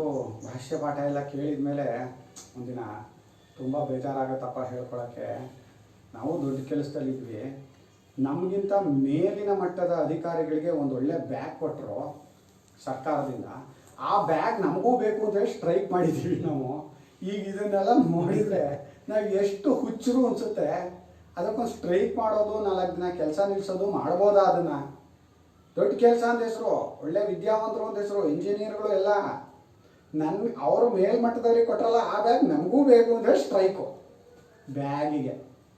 ಇದನ್ನು ನಾವು ಮಾಡಿರ್ತೀವಿ ಮನೆಗಳಲ್ಲಿ. ಒಂದು ಬ್ಯಾಗಿಗೋ, ಒಂದು ಬುಟ್ಟಿಗೋ, ಒಂದು ತಟ್ಟೆಗೋ, ಒಂದು ಲೋಟಕ್ಕೋ ಎಷ್ಟು ಜಗಳಗಳಾಗೋಗಿರುತ್ತೆ. ಒಂದು ಬೆಡ್ಶೀಟ್ಗೆ ನಮ್ಮ ಪರಿಚಯದವ್ರೊಬ್ರು ಹೇಳಿದರು, ಒಂದು ಬೆಡ್ಶೀಟಿನ ಜಗಳಕ್ಕಾಗಿ ಗಂಡ ಹೆಂಡತಿ ಡೈವರ್ಸ್ ಆಯ್ತತೆ. ಹುಚ್ಚಾಟ ಅಲ್ವಾ ಇದು? ಆ ಹುಚ್ಚಾಟವೇ. ಅದರಿಂದ ಇವೆಲ್ಲ ಈ ಸಂಸಾರಿಯಾದಂಥವನು, ಅಂದರೆ ಸಂಸಾರದ ಅಪೇಕ್ಷೆಯನ್ನು ಹೊಂದಂಥವನು, ಇದು ಬೇಕು ಅದು ಬೇಕು ಅಂತ ಕಾಮಾದಿಗಳನ್ನು ಹೆಚ್ಚು ಮಾಡ್ಕೊಳ್ಳುವಂಥವನು ಏನಿದ್ದಾನೆ, ಅವನು ತಾಯಿಯ ಹೊಟ್ಟೆಯಿಂದ ಹೊರಗಡೆ ಬರ್ತಾನಲ್ಲ, ಅದು ಅವನ 2ನೇ ಜನ್ಮ. ನೋಡಿ, ಒಂದೊಂದು ಕ್ಷಣವನ್ನು ಜನ್ಮ ಅಂತ ಭಾವನೆ ಮಾಡ್ಬೇಕು ನಾವು. ಜನ್ಮ ಅಂದರೂ ಒಂದು, ಅದರೊಳಗೆ ಎಷ್ಟೋ ದಿನ ಇರ್ತೀವಿ ಅಲ್ಲ. ಒಂದೊಂದು ಹೊಟ್ಟೆ ಹಸುವಿಂದ ಒಂದು ಜನ್ಮ, ಬಾಯಾರಿಕೆ ಅನ್ನೋದೊಂದು ಜನ್ಮ ನಮಗೆ. ವಾಹ್, ಎಷ್ಟೋ ಸಲ ಹೇಳ್ತಾರೆ ನೀವು ನೋಡಿ, ಸತ್ತು ಬದುಕ್ತೆ ಕಣ್ರಿ ಇವತ್ತು ನಾನು ಅಂತಾರೆ. ಯಾವ್ಯಾವುದೋ ಕಠಿಣ ಪರಿಸ್ಥಿತಿಯಲ್ಲಿ ಅವನು ಇದಾದ್ರೆ ಸತ್ತು ಬದುಕ್ತೆ ಅಂತಾನೆ ಅಂದ್ರೆ ನೀನು ಇನ್ನೊಂದು ಜನ್ಮ ಹೊಂದಿದೆ ಅಂದ್ರೆ ಪ್ರತಿ ಕ್ಷಣವೂ ನಮ್ಮನ್ನ ಬಂದು ಕಾಡಿಸ್ತಾ ಇದೆಯಲ್ಲ ಈ ಸಂಸಾರದ ಇದು ಅಶನ, ಅದು ಹಸಿವು ಬಾಯಾರಿಕೆಗಳು ಕಾಮಕ್ರೋಧಾದಿಗಳು ಬಂದು ಬಂದು ಕಾಡಿಸುತ್ತಲ್ಲ, ಅದೆಲ್ಲ ಹೊಸ ಹುಟ್ಟೆ ನಮಗೆ. ಅದನ್ನು ಪಡ್ಕೊಂಡ್ರೆ ಎಷ್ಟೋ ಸಂದರ್ಭ, ಪಡ್ಕೊಳ್ಳಿಲ್ಲ ಅಂದರೆ ಅಯ್ಯೋ ಅಂತಾನೆ ಎಲ್ಲಾದ್ರೂ ಜನ್ಮವೇ ಹುಟ್ಟು. ಈ ಎರಡನೆಯ ಅವಸ್ಥೆಯನ್ನು ತೋರ್ಕೊಳ್ತೀವಿ. ಈಗ ಸೋ ಅಸ್ಯ ಅಯಮಾತ್ಮ ಪುಣ್ಯೇಭ್ಯಃ ಕರ್ಮಭ್ಯಃ ಪ್ರತಿಧೀಯತೆ ಅಥ ಅಸ್ಯ ಅಯಂ ಇತರಃ ಆತ್ಮ ಕೃತಕೃತ್ಯಃ ವಯೋಗತಃ ಪ್ರೈತಿ ಸ ಇತಃ ಪ್ರಯನ್ನೇವ ಪುನರ್ಜಾಯತೆ ತದಸ್ಯ ತೃತೀಯಂ ಜನ್ಮ ಸಹ ಅಸ್ಯ ಅಯಂ ಅಯಂ ಆತ್ಮ ಪುಣ್ಯೇಭ್ಯಃ ಕರ್ಮಭ್ಯಃ ಪ್ರತಿಧೀಯತೆ ಅಥ ಅಸ್ಯ ಅಯಂ ಇತರಃ ಆತ್ಮ ಕೃತಕೃತ್ಯಃ ವಯೋಗತಃ ಪ್ರೈತಿ ಸಹ ಇತಃ ಪ್ರಯನ್ನೇವ ಪ್ರಯನ್ ಏವ ಪುನಃ ಜಾಯತೆ ತದಸ್ಯ ತೃತೀಯಂ ಜನ್ಮ. ಆತನು ಅಂದ್ರೆ ಈ ಮಗನು, ಅಸ್ಯ ಅಂದ್ರೆ ಈ ತಂದೆಯ, ಇವನ ಆತ್ಮ ತಾನೆ, ತಂದೆಯ ಆತ್ಮ ಇವನು, ತಂದೆಯ ರೂಪವೇ ಆಗಿರೋದು. ಆ ಮಗನು ಈ ತಂದೆಯ ಆತ್ಮನಾಗಿರುವಂತಹ ಪ್ರತಿರೂಪವಾಗಿರುವಂತಹ ಮಗನು ಪುಣ್ಯ ಕರ್ಮಗಳಿಗೆ ಪ್ರತಿನಿಧಿಯಾಗಿರುತ್ತಾನೆ, ಪಾಪಕರ್ಮಕ್ಕೂ ಆಗಿರ್ತಾನೆ. ಅಂದ್ರೆ ಕರ್ಮಗಳಿಗೆ ಅವನು ಪ್ರತಿನಿಧಿಯಾಗಿರ್ತಾನೆ. ಅಂದ್ರೆ ತಂದೆ ತಾಯಿಗಳು ಚೆನ್ನಾಗಿರುವ ಲೋಕಗಳನ್ನು ಹೊಂದಬೇಕು, ಅವರು ಮುಂದಿನ ಜನ್ಮಗಳೆಲ್ಲ ಸುಖವಾಗಿರ್ಬೇಕು ಅಂದ್ರೆ ಮಗನಾದವನು ಪುಣ್ಯ ಕರ್ಮಗಳನ್ನು ಮಾಡ್ತಾ ಇರಬೇಕು. ಯಾಕೆ ಮಗ ಮಾಡ್ದಂದ್ರು ತಂದೆ ಮಾಡ್ದಂದ್ರು ಒಂದೇ, ಅದು ಬೇರೆ ಬೇರೆನೇ ಅಲ್ಲ. ಅದರಿಂದ ಶಾಸ್ತ್ರ ಹೇಳುವಾಗ ಯಾವತ್ತು ಪುಣ್ಯ ಕರ್ಮಗಳಿಗೆ ಪ್ರತಿನಿಧಿಯಾಗಿರುತ್ತಾನೆ ಅಂತ ಹೇಳುತ್ತೆ. ಪಾಪ ಕರ್ಮಗಳಿಗೂ ಅದು ಒಂದೇ ಬರುತ್ತದು ಹಾಗೆ. ಇನ್ನು ಈತನು ಅಂದ್ರೆ ತಂದೆ, ಇತರಹ ಆತ್ಮ, ಇನ್ನೊಬ್ಬ ಇದಾನಲ್ಲ ಅಂತ ತಂದೆ. ಮಗನನ್ನ ಬೆಳೆಸ್ದ, ಚೆನ್ನಾಗಿ ಅವನಿಗೆ ವಿದ್ಯಾಭ್ಯಾಸ ಎಲ್ಲ ಕೊಡಿಸ್ದ, ಮಗನಿಗೆ ಉಪದೇಶ ಮಾಡೋದೆಲ್ಲ ಮಾಡೋದು. ಯಾವ ತಂದೆ ತಾಯಿಗಳು ಮಗನೇ ಹಾಳಾಗೋಗು, ಕೆಟ್ಟ ಕೆಲಸಗಳನ್ನು ಮಾಡು, ರಾಕ್ಷಸನಾಗು ನೀನು ಅಂತ ಯಾರೋ ಹೇಳಲ್ಲ. ಹಾಗೆ ಹೇಳಿದ್ರೆ ತಂದೆ ತಾಯಿಗಳು ಆಗಲ್ಲ ಅಷ್ಟೆ. ತಂದೆ ತಾಯಿಗಳು ಮಕ್ಕಳ ಒಳಿತನ್ನು ಅಪೇಕ್ಷಿಸ್ತಾರೆ. ಒಳಿತನ್ನು ಅಪೇಕ್ಷಿಸುವಾಗ ಬೇರೆಯವರು ಆಗಿದ್ರೆ, ಈಗ ಟೆರರಿಸ್ಟ್ಗಳಿಗೆಲ್ಲ ಉಪದೇಶ ಮಾಡ್ತಾರಲ್ಲ ಅವರ ಅಪ್ಪ ಅಮ್ಮಂದ್ರು ಅಂದ್ರೆ ಅವರು ಅದು ಒಳ್ಳೇದು ಅಂತಲೇ ಮಾಡ್ತಾ ಇರ್ತಾರೆ ಪಾಪ. ಅವ್ರಿಗೆ ಅದು ಕೆಟ್ಟದು ಅಂತ ಗೊತ್ತಾದ ಕ್ಷಣದಲ್ಲಿ ಅದನ್ನು ಮಾಡಲ್ಲ. ಅದು ಕೆಟ್ಟದು ಅಂತ ಗೊತ್ತು ಮಾಡಿಸ್ಬೇಕೀಗ. ಅದಕ್ಕೆ ನಿಮ್ಗೆ ಯಾವ ರೀತಿ ಹೇಳ್ಕೊಡ್ತಾ ಇದ್ದಾರಲ್ಲಪ್ಪ, ಯಾವ್ಯಾವುದೋ ಗ್ರಂಥಗಳನ್ನು ಇಟ್ಕೊಂಡು ಅದೇ ಕೆಟ್ಟದು ಕಣಪ್ಪ, ಅದೆಲ್ಲ ಸುಳ್ಳು, ನನ್ನ ಮಗ ಸ್ವರ್ಗ ಪಡ್ಕೋತಾನೆ, ಈ ರೀತಿ ಹೋಗಿ ಬಾಂಬ್ ಹಾಕಿದ್ರೆ ಅಂತ ತಿಳ್ಕೊಂಡು ಅವನು ಸ್ವರ್ಗ ಸಿಗಲಿ ಅಂತ ಹೇಳ್ತಾ ಇರ್ತಾರೆ. ಆ ಥರ ಹೇಳೋರು ಇದ್ದರೆ ಅದನ್ನೆಲ್ಲ ನಾವು ಪರಿಶೀಲನೆ ಮಾಡಬೇಕು, ಗೊತ್ತಿಲ್ಲ. ಇನ್ನೊಬ್ಬನಾದ ತಂದೆ ಇದಾನಲ್ಲ, ಅವನು ಕೃತಕೃತ್ಯನಾದ, ಮಗನ ಬೆಳೆಸ್ದ, ವಿದ್ಯಾಭ್ಯಾಸ ಕೊಡಿಸ್ದ, ಒಳ್ಳೆ ಅವನು ಕೆಲಸಾದಿಗಳಿಗೂ ಸೇರಿಕೊಂಡ, ಅವನ ಕಾಲ ಮೇಲೆ ಅವನು ನಿಂತ್ಕೋತಾನೆ, ಅವ್ನಿಗೆ ಇನ್ನೇನು ತೊಂದರೆ ಇಲ್ಲ ಅಂದಾಗ ಇವನಿಗೊಂದು ಕೃತಕೃತ್ಯತೆ ಬರುತ್ತೆ. ಸದ್ಯ ನಾನು ಮಾಡೋದೆಲ್ಲ ಮಾಡಿದ್ದಾಯಿತು, ಮನಸ್ಸಿಗೊಂದು ಸಮಾಧಾನ ಸಿಗುತ್ತೆ. ಹಾಗೆ ಬಂದಾಗ ವಯೋಗತಃ, ವಯಸ್ಸು ಆಯಿತು, ಇನ್ನೇನು ಮಾಡೋಕ್ಕಾಗ್ತಾ ಇಲ್ಲ. ಪ್ರೈತಿ, ಒಂದಿನ ಟಿಕೆಟ್ ತೊಗೊಂಡ, ಹೊರಟ ಅವನು ಇಲ್ಲಿಂದ. ಎಲ್ಲಿಗೆ ಹೋಗ್ತಾನೆ ಅಂತ ಕೇಳಿದರೆ, ಎಲ್ಲಿಗೆ ಹೋಗ್ತಾನೆ ಅಂತ ಕೇಳಬೇಡ ಚಿನ್ನ, ಇಲ್ಲೇ ಬರ್ತಾನೆ. ಪಯನ್ನೇವ ಪುನರ್ಜಾಯತೆ, ಹೋಗ್ತಾ ಇರೋಂಗೆ ಊಟಾಗಿರುತ್ತೆ ಇನ್ನೊಂದ್ಸಲ. ನೀನೇನೋ ಎಲ್ಲೋ ಹೋಗ್ಬಿಟ್ರು, ಎಲ್ಲಿ ಹೋದ್ರೋ ಗೊತ್ತಿಲ್ಲ, ಏನಾದ್ರೂ ಗೊತ್ತಿಲ್ಲ, ಏನೂ ಅನ್ಕೋಬೇಡ, ಇಲ್ಲೇ ಎಲ್ಲೋ ಸುತ್ತಾ ಇರ್ತಾನೆ. ನಿಮ್ಮ ಆ ಮಗನಿಗೆ ಮೊಮ್ಮಗನ ರೂಪದಲ್ಲೋ ಮರಿಮಗನ ರೂಪದಲ್ಲೋ ಅಥವಾ ಇವನ ಅಣ್ಣ ತಮ್ಮಂದ್ರ ಹೊಟ್ಟೆ ಒಳಗೋ ಎಲ್ಲೋ ಒಂದು ಕಡೆ ಹುಟ್ಟಿರ್ತಾನೆ. ಯಾಕೆ ಅವನು ನಿನ್ನೆಲ್ಲ ಅಷ್ಟು ಅಭಿಮಾನ ಇಟ್ಟಿದ್ದಾನೆ ಆ ಮಗನ ಬಗ್ಗೆ, ಅಲ್ಲೇ ಸುತ್ತಾ ಇರ್ತಾನೆ ಅವನು, ಎಲ್ಲೂ ಹೋಗಲ್ಲ. ನಾವು ಇಷ್ಟು ಜನ್ಮಗಳು ಕಳ್ಕೊಂಡ್ಬಂದಿದ್ದೀವಲ್ಲ, ಏನು ಮಾಡಿದ್ದೀವಿ ಅಂದರೆ ಅಲ್ಲೇ ಸುತ್ತಾ ಇದ್ದೀವಿ. ಅದಕ್ಕೆ ಸಂಸಾರ ಅಂತ ಇದಕ್ಕೆ ಹೆಸರು ಕೊಟ್ಟಿದ್ದು. ಸಂಸರತಿ, ಸುತ್ತುತ್ತಾನೆ, ಮತ್ತೆ ಮತ್ತೆ ಮತ್ತೆ ಸುತ್ತಾನೆ ಅಂತ. ಎಲ್ಲೂ ಹೋಗೇ ಇಲ್ಲ ನಾವು. ಆ ಮನೆಯಲ್ಲೇ ಅಜ್ಜನಾಗಿದ್ದವ ನಿಮ್ಮ ಮೊಮ್ಮಗನಾಗಿ ಹುಟ್ಟಿದ್ದಾನೆ ಅಷ್ಟೇ. ಈಗ ಮೊಮ್ಮಗನಾಗಿದ್ದವನು ಮತ್ತೆ ಮರಿಮಗನಾಗಿ ಹುಟ್ಟುತ್ತಾನೆ. ಏನು ಆಗೇ ಇಲ್ಲ, ಅಲ್ಲಲ್ಲೇ ಸುತ್ತಾ ಇರೋದು. ಅಯ್ಯೋ ಇತಃ ಇಲ್ಲಿಂದ ಅವನು ಪ್ರಯನ್ನೇವ ಹೋಗ್ತಾ ಇದ್ದ, ನೀನು ಹುಟ್ಟಾಯ್ತು, ಪುನರ್ಜಾಯತೆ. ಹೋಗೇ ಇಲ್ಲ ಅಂತ ಅರ್ಥಕ್ಕೆ. ಹೋಗೇ ಇಲ್ಲ ಅನ್ನೋದ್ರಲ್ಲಿ ಚೆನ್ನಾಗಿ ಅರ್ಥ ಮಾಡ್ಕೋಬೇಕು. ಸಂಸಾರದ ಕಷ್ಟವನ್ನು ಚೆನ್ನಾಗಿ ಅರ್ಥ ಮಾಡ್ಕೊಳ್ಳಿ. ಎಷ್ಟು ಕಷ್ಟ ಈ ಸಂಸಾರ.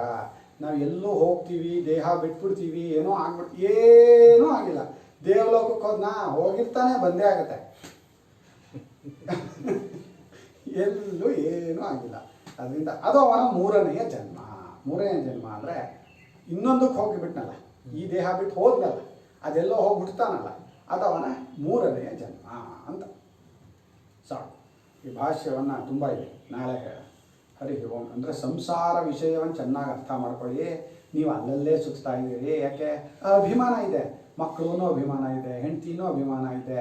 ಆ ಅಭಿಮಾನದಿಂದ ನನ್ನ ಮನೆ, ನನ್ನ ಇದು ಅಂತ ಮಾಡ್ಕೊಂಡಿದ್ದಾನಲ್ಲ, ಅಭಿಮಾನ ಬೆಳೆಸ್ಕೊಂಡಿದೆಯಲ್ಲ, ಅಲ್ಲೇ ಸುತ್ತಾ ಇರ್ತೀಯ ಕಣೋ. ಏನೂ ಆಗೇ ಇಲ್ಲ. ಮತ್ತೆ ಮತ್ತೆ ಗರ್ಭವಾಸ, ಪ್ರೇತ ರೂಪಕ್ಕೆ ಬರೋದು, ಗರ್ಭವಾಸ ಅನುಭವಿಸೋದು, ಹೊರಗಡೆಗೆ ಬರೋದು, ಮಕ್ಕಳ ಕಷ್ಟ ಅನುಭವಿಸೋದು, ಆಮೇಲೆ ಬೆಳೆದೆ ಅಂದ್ಕೊಳ್ಳೋದು, ಮತ್ತೆ ಸಾಯೋದು. ಬೆಳೆದೆ ನಿಂತೆ ಆದ ನೋಡಿ ಸತ್ತೆ ಆಗಿರುತ್ತೆ. ಏನು ಮಾಡ್ತಾ ಇದೀಯ ನೀನು? ಏನು ಮಾಡ್ತಾ ಇಲ್ಲ, ಬರೀ ಸಂಸಾರದಲ್ಲಿ ಸುತ್ತಾ ಇದೆಯಾ ಅಷ್ಟೇ. ಅದರಿಂದ ಇದನ್ನು ತಿಳುವಳಿಕೆಯಿಂದ ಬಿಟ್ಕೊಂಡು ಮೋಕ್ಷದ ಕಡೆ ಸ್ವಲ್ಪ ಗಮನ ಕೊಡು ಅಂತ ಹೇಳೋಕ್ಕೆ ಈ ಸಂಸಾರದ ವರ್ಣನೆ ಆಚಾರ್ಯರು ಬರೀತಾರೆ. ಹರಿ ಓಂ ಶ್ರೀ ಕೃಷ್ಣ.